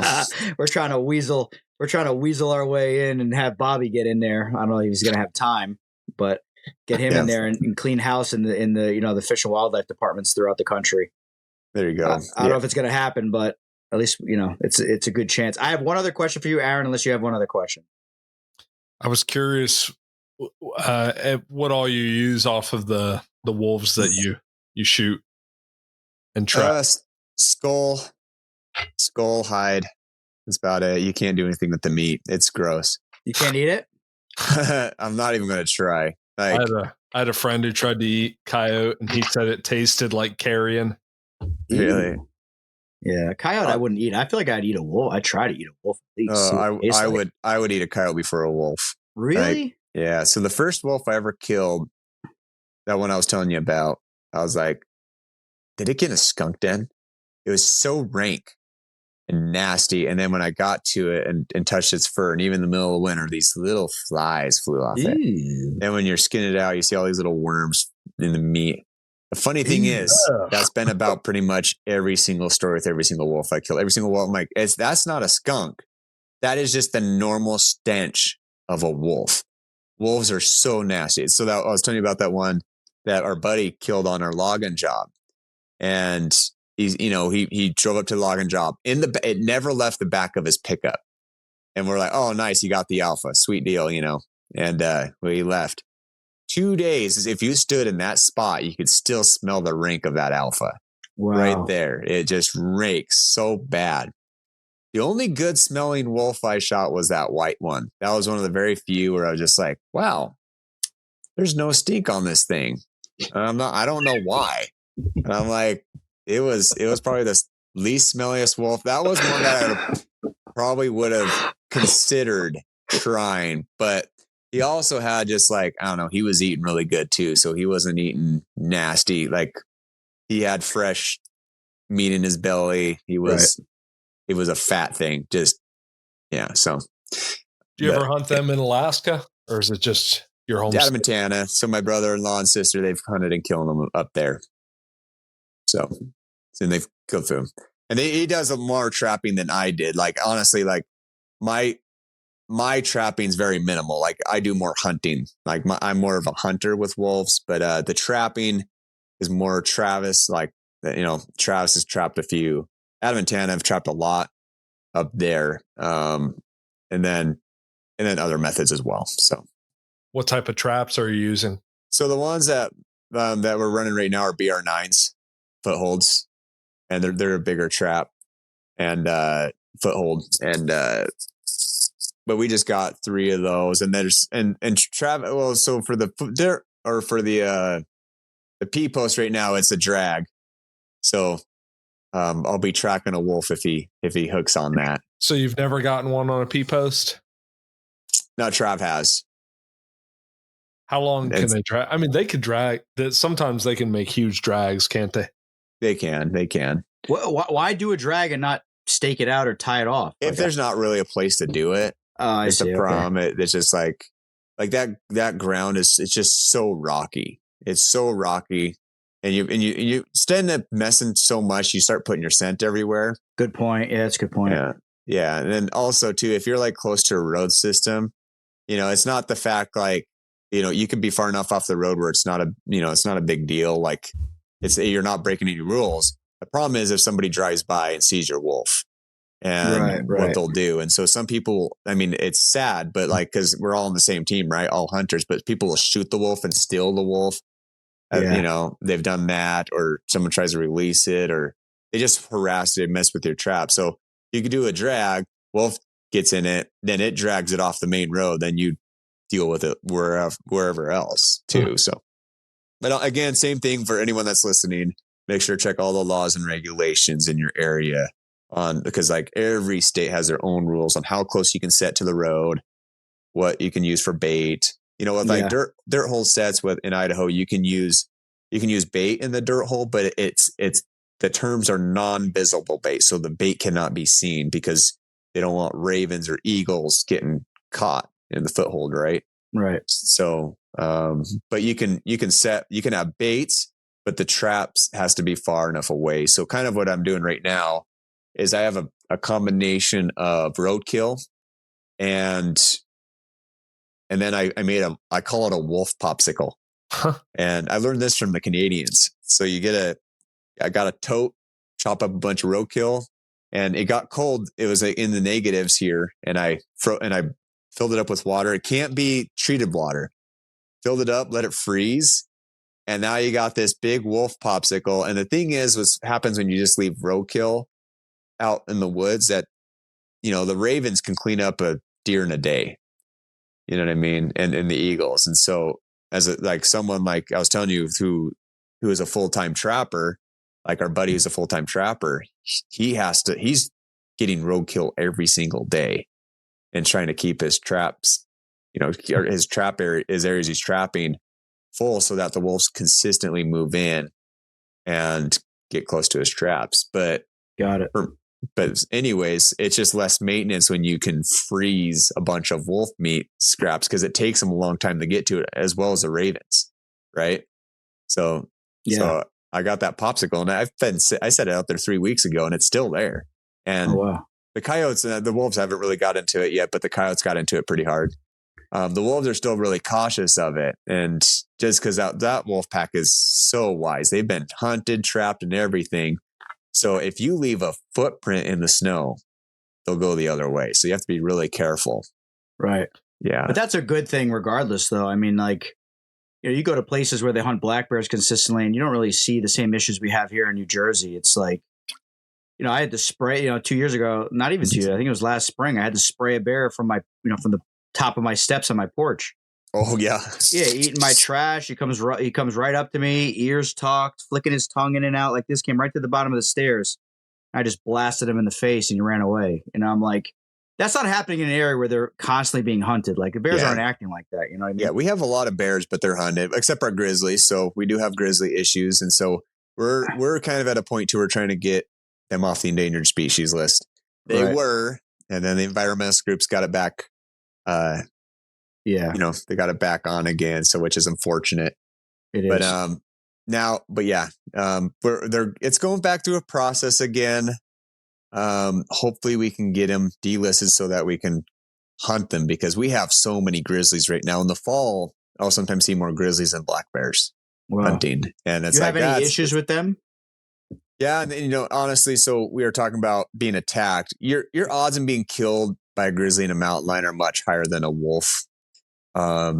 Typically mountain lions, we manage them well, but I've probably been close. Like our family's probably been closer to death with grizzlies than anything. Right. I'm actually the only person in the family that has not been, myself and my mom, I guess both.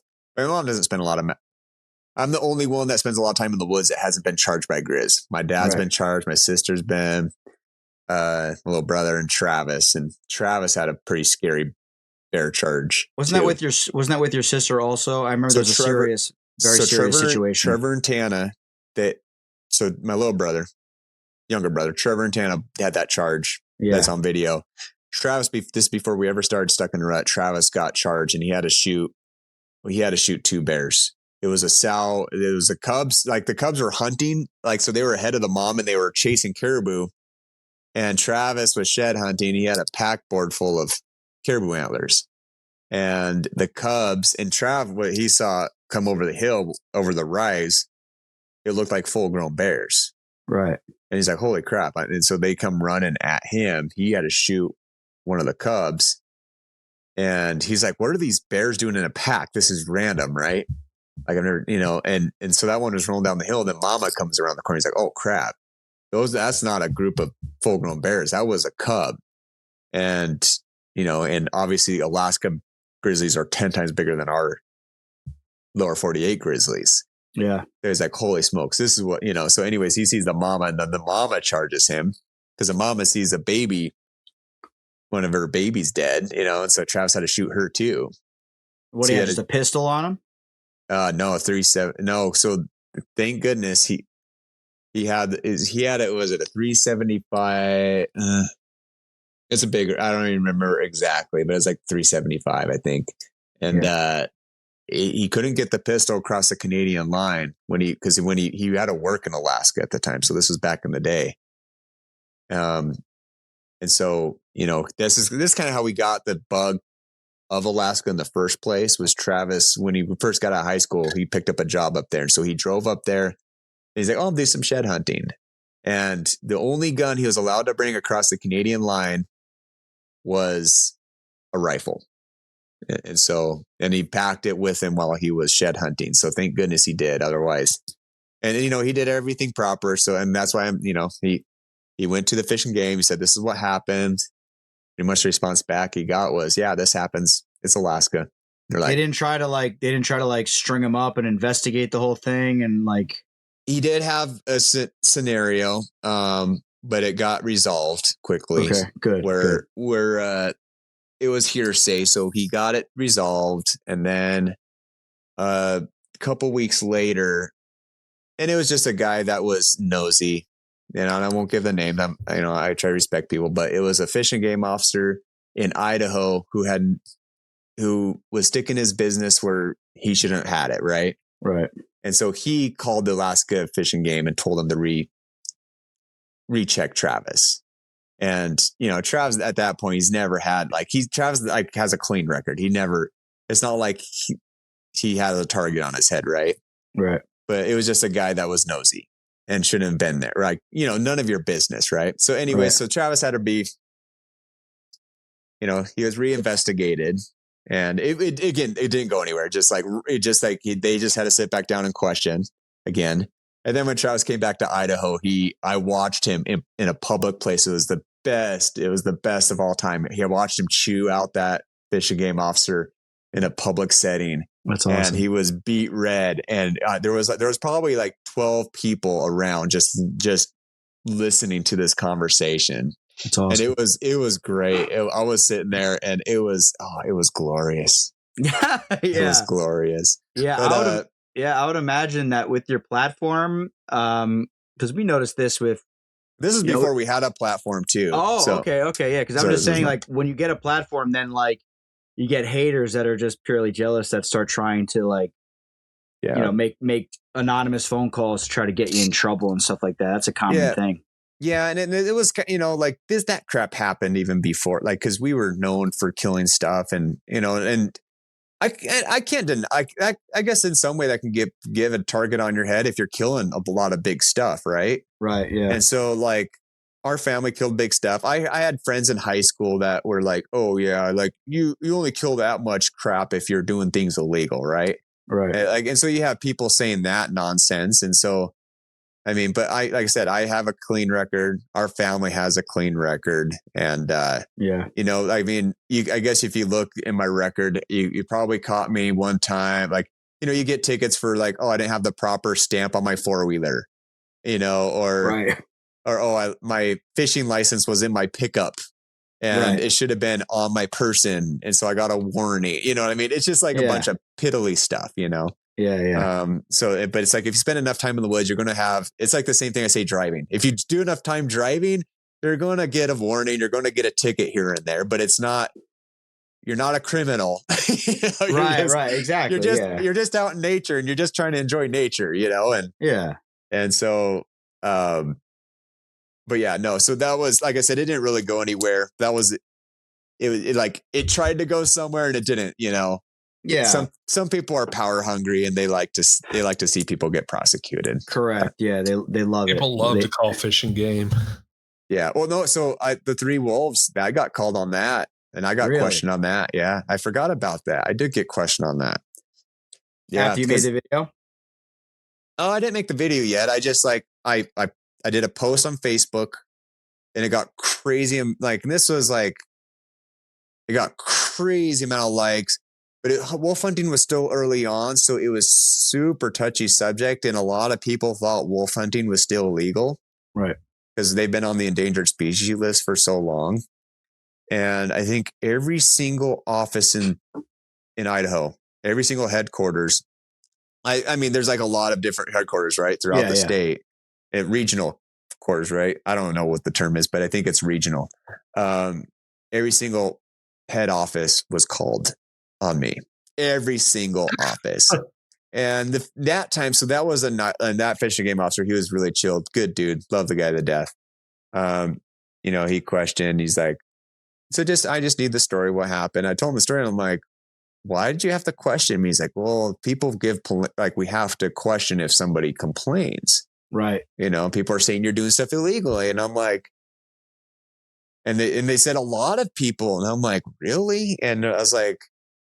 And he's like, where do you think it came from? I'm like, I'm guessing Facebook. And he's like, well, that's what we think, because every single office in Idaho was called on you. Yeah. Yep. Yeah. Every single office was called on me for archery and those wolves when I posted it. So but I think it came to a point where I think everybody was going through growing pains, because that was like the early parts of social media too, right? That was the early parts of Facebook. I mean, I promise you right now, Fish and Game get calls like this all the time. They just have to ignore it. Like, you know what I mean? I have never been called for a wolf I killed ever since. You know what I mean? Yeah. Yeah. So it's just, and like I said, the Fish Game, that at that point, that guy was just doing his job. Yeah. He's like, I asked the question. He's like, it's not a big deal. I just need a story. And it's like, I gave him a story. And he's like, yeah, right. Good. Congratulations on the wolves. Good job. Yeah, that's good. It's nice when game and fish officers can be like that. Some of them, they're trying to. But as we know, there's good cops, bad cops. It's the same. If anyone's in the hunting world, I don't care. Like there's fishing game that are not so good, and we all know that it's part of every single organization, I guess. It just is what it is. And so, 100%. Yeah. Thank you for the inside look at hunting wolves, because it's still a mystery to many of us. And well, they're intelligent animals to hunt, and that's just the thing with them. They're really hard to hunt. For those of you interested, I think you should check out his masterclass. So how would they find that? So, I can give you guys a link. Could you do that in the note description or whatever? Yeah, absolutely. Okay. Yeah. Okay. Yeah. So I can give you guys that. Sorry. So sometimes then I work in the woods for so long and don't talk to people, I forget how to talk to people. So right. I have to get back in the system again. So talking to you guys, I'm like, oh man, that's been a while since I've talked to people. How do I speak the English language? Yeah. Like, me, I hunt. me, Tom, I hunt wolf. Yeah. We had plans to talk about, I wanted to ask about wolverines, grizzly bears, all types of stuff, but I think it sounds like we need to do part 2 of this episode. Yeah, for sure. Yeah. So, so that would be the best way to look it up. Would be it's wolfhuntingmasterclass.com. But, I said, I had a company now that's kind of taken over it, and I can give you the link to that. Yeah. Or you can just message me on Instagram or whatever, and I'll forward it to Aaron. He does all the posting of the show. Sweet. No. Yeah. So we did good, but I just had one more question, Aaron. I know it's late. We gotta go. Yeah. But it's just like you may not even have an answer. You may just say, I don't know. That story on Joe Rogan of John Dudley talking about, I ran out of arrows and I kept shooting them. They were coming after me when he was surrounded by wolves, and they were coming to kill him, and he was shooting them with his bow, and he was down to his last arrow. Like, to me, that kind of sounds like BS. Like, what are your thoughts on that? Like, a guy bow hunting, surrounded by wolves, and he's got to shoot his way out of it. As somebody who's in the woods with wolves constantly, dealing with them, getting very close to them. Is that something that could be a reality, or is that just somebody trying to go viral? Not calling him a liar. I'm just asking your opinion. I think people, so see, because I think my first instinct would to say, like, just hearing the story from you, I haven't actually listened to the story, but okay. First instinct would be BS. Right. But I also remember when Trevor and Tana had their situation, right? And before I even posted it, people were calling the story BS. How did they get charged from a bear that was 700 yards away? How did the gun, like, there's just so many questions to where, like, it seemed like an unbelievable story. And then after I posted the video, people are like, holy crap, it actually happened. Right. You know? And it's like, and I'm like, why are people dissing this? We got it on video. Like, why are you dissing this? Just wait till the video's out. And then, so for me, I wasn't in his situation, but I will say this, and I'm just saying this as a possibility, And this is an experience. I've been surrounded by wolves a lot. And I've had aggressive wolves. Like, I've had them aggressive, but usually they're just trying to figure out what you are. Okay. And I can't tell you how many locals that I've said too that are just like, they've not been around wolves. And so as soon as a wolf comes into their cow elk call or something, or they're curious and they come in really close and run at them, they think that they're coming to charge and they're freaking out. They're flinging arrows or they're shooting a gun, like they're shooting bullets over their heads and running out of the woods.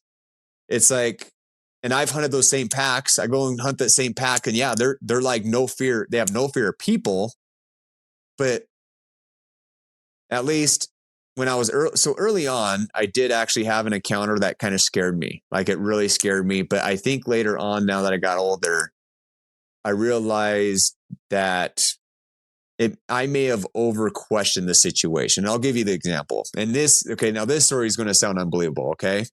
And I avoid telling this story a lot because it does sound unbelievable. So this is one of my first encounters with wolves. And I got to my hunting spot, right? And I accidentally bumped into a wolf den. And I had what I thought was a false charge happen to me. And I felt like my life was threatened. Okay. And so, but later on, I never looked back. I never knew what the wolf really did. But I just remember coming, but then when I told this story to everybody, and I was scared to death, I'm a young guy, right? This is one of my first encounters. I mean, I saw that black one with Trav and stuff, but that was one of my first real wolf encounters up close and personal, right? Everybody told me that wolf was trying to kill you because wolves are so new to the area and people are so anti-wolf. Everybody was trying to tell me it was trying to kill me. So I started to believe that was happening, that the wolf pack was trying to kill me, or that wolf was trying to kill me. So I've had that same scenario where I felt like that. And if I didn't have another wolf experience prior to that, or, after that, I would have still thought to this day that wolf was trying to kill me. Right. Now I don't think that. I think it was curious. I think it like maybe thought I was a threat to the pups. But I think if it wanted to kill me, it would have. Got it. Because you didn't deter it, you didn't shoot it or anything. You just panic. So it was like a bluff charge, and you kind of got out of there. Yeah. And if it wanted you, it would have had you. Yeah, I believe so. I thought I got out of there in time to do anything to me, but I think it could have if it wanted to. But, like the same with the archery situation, right? When I stuck those 3 wolves, I emptied my whole quiver on wolves. I had wolves surrounded me.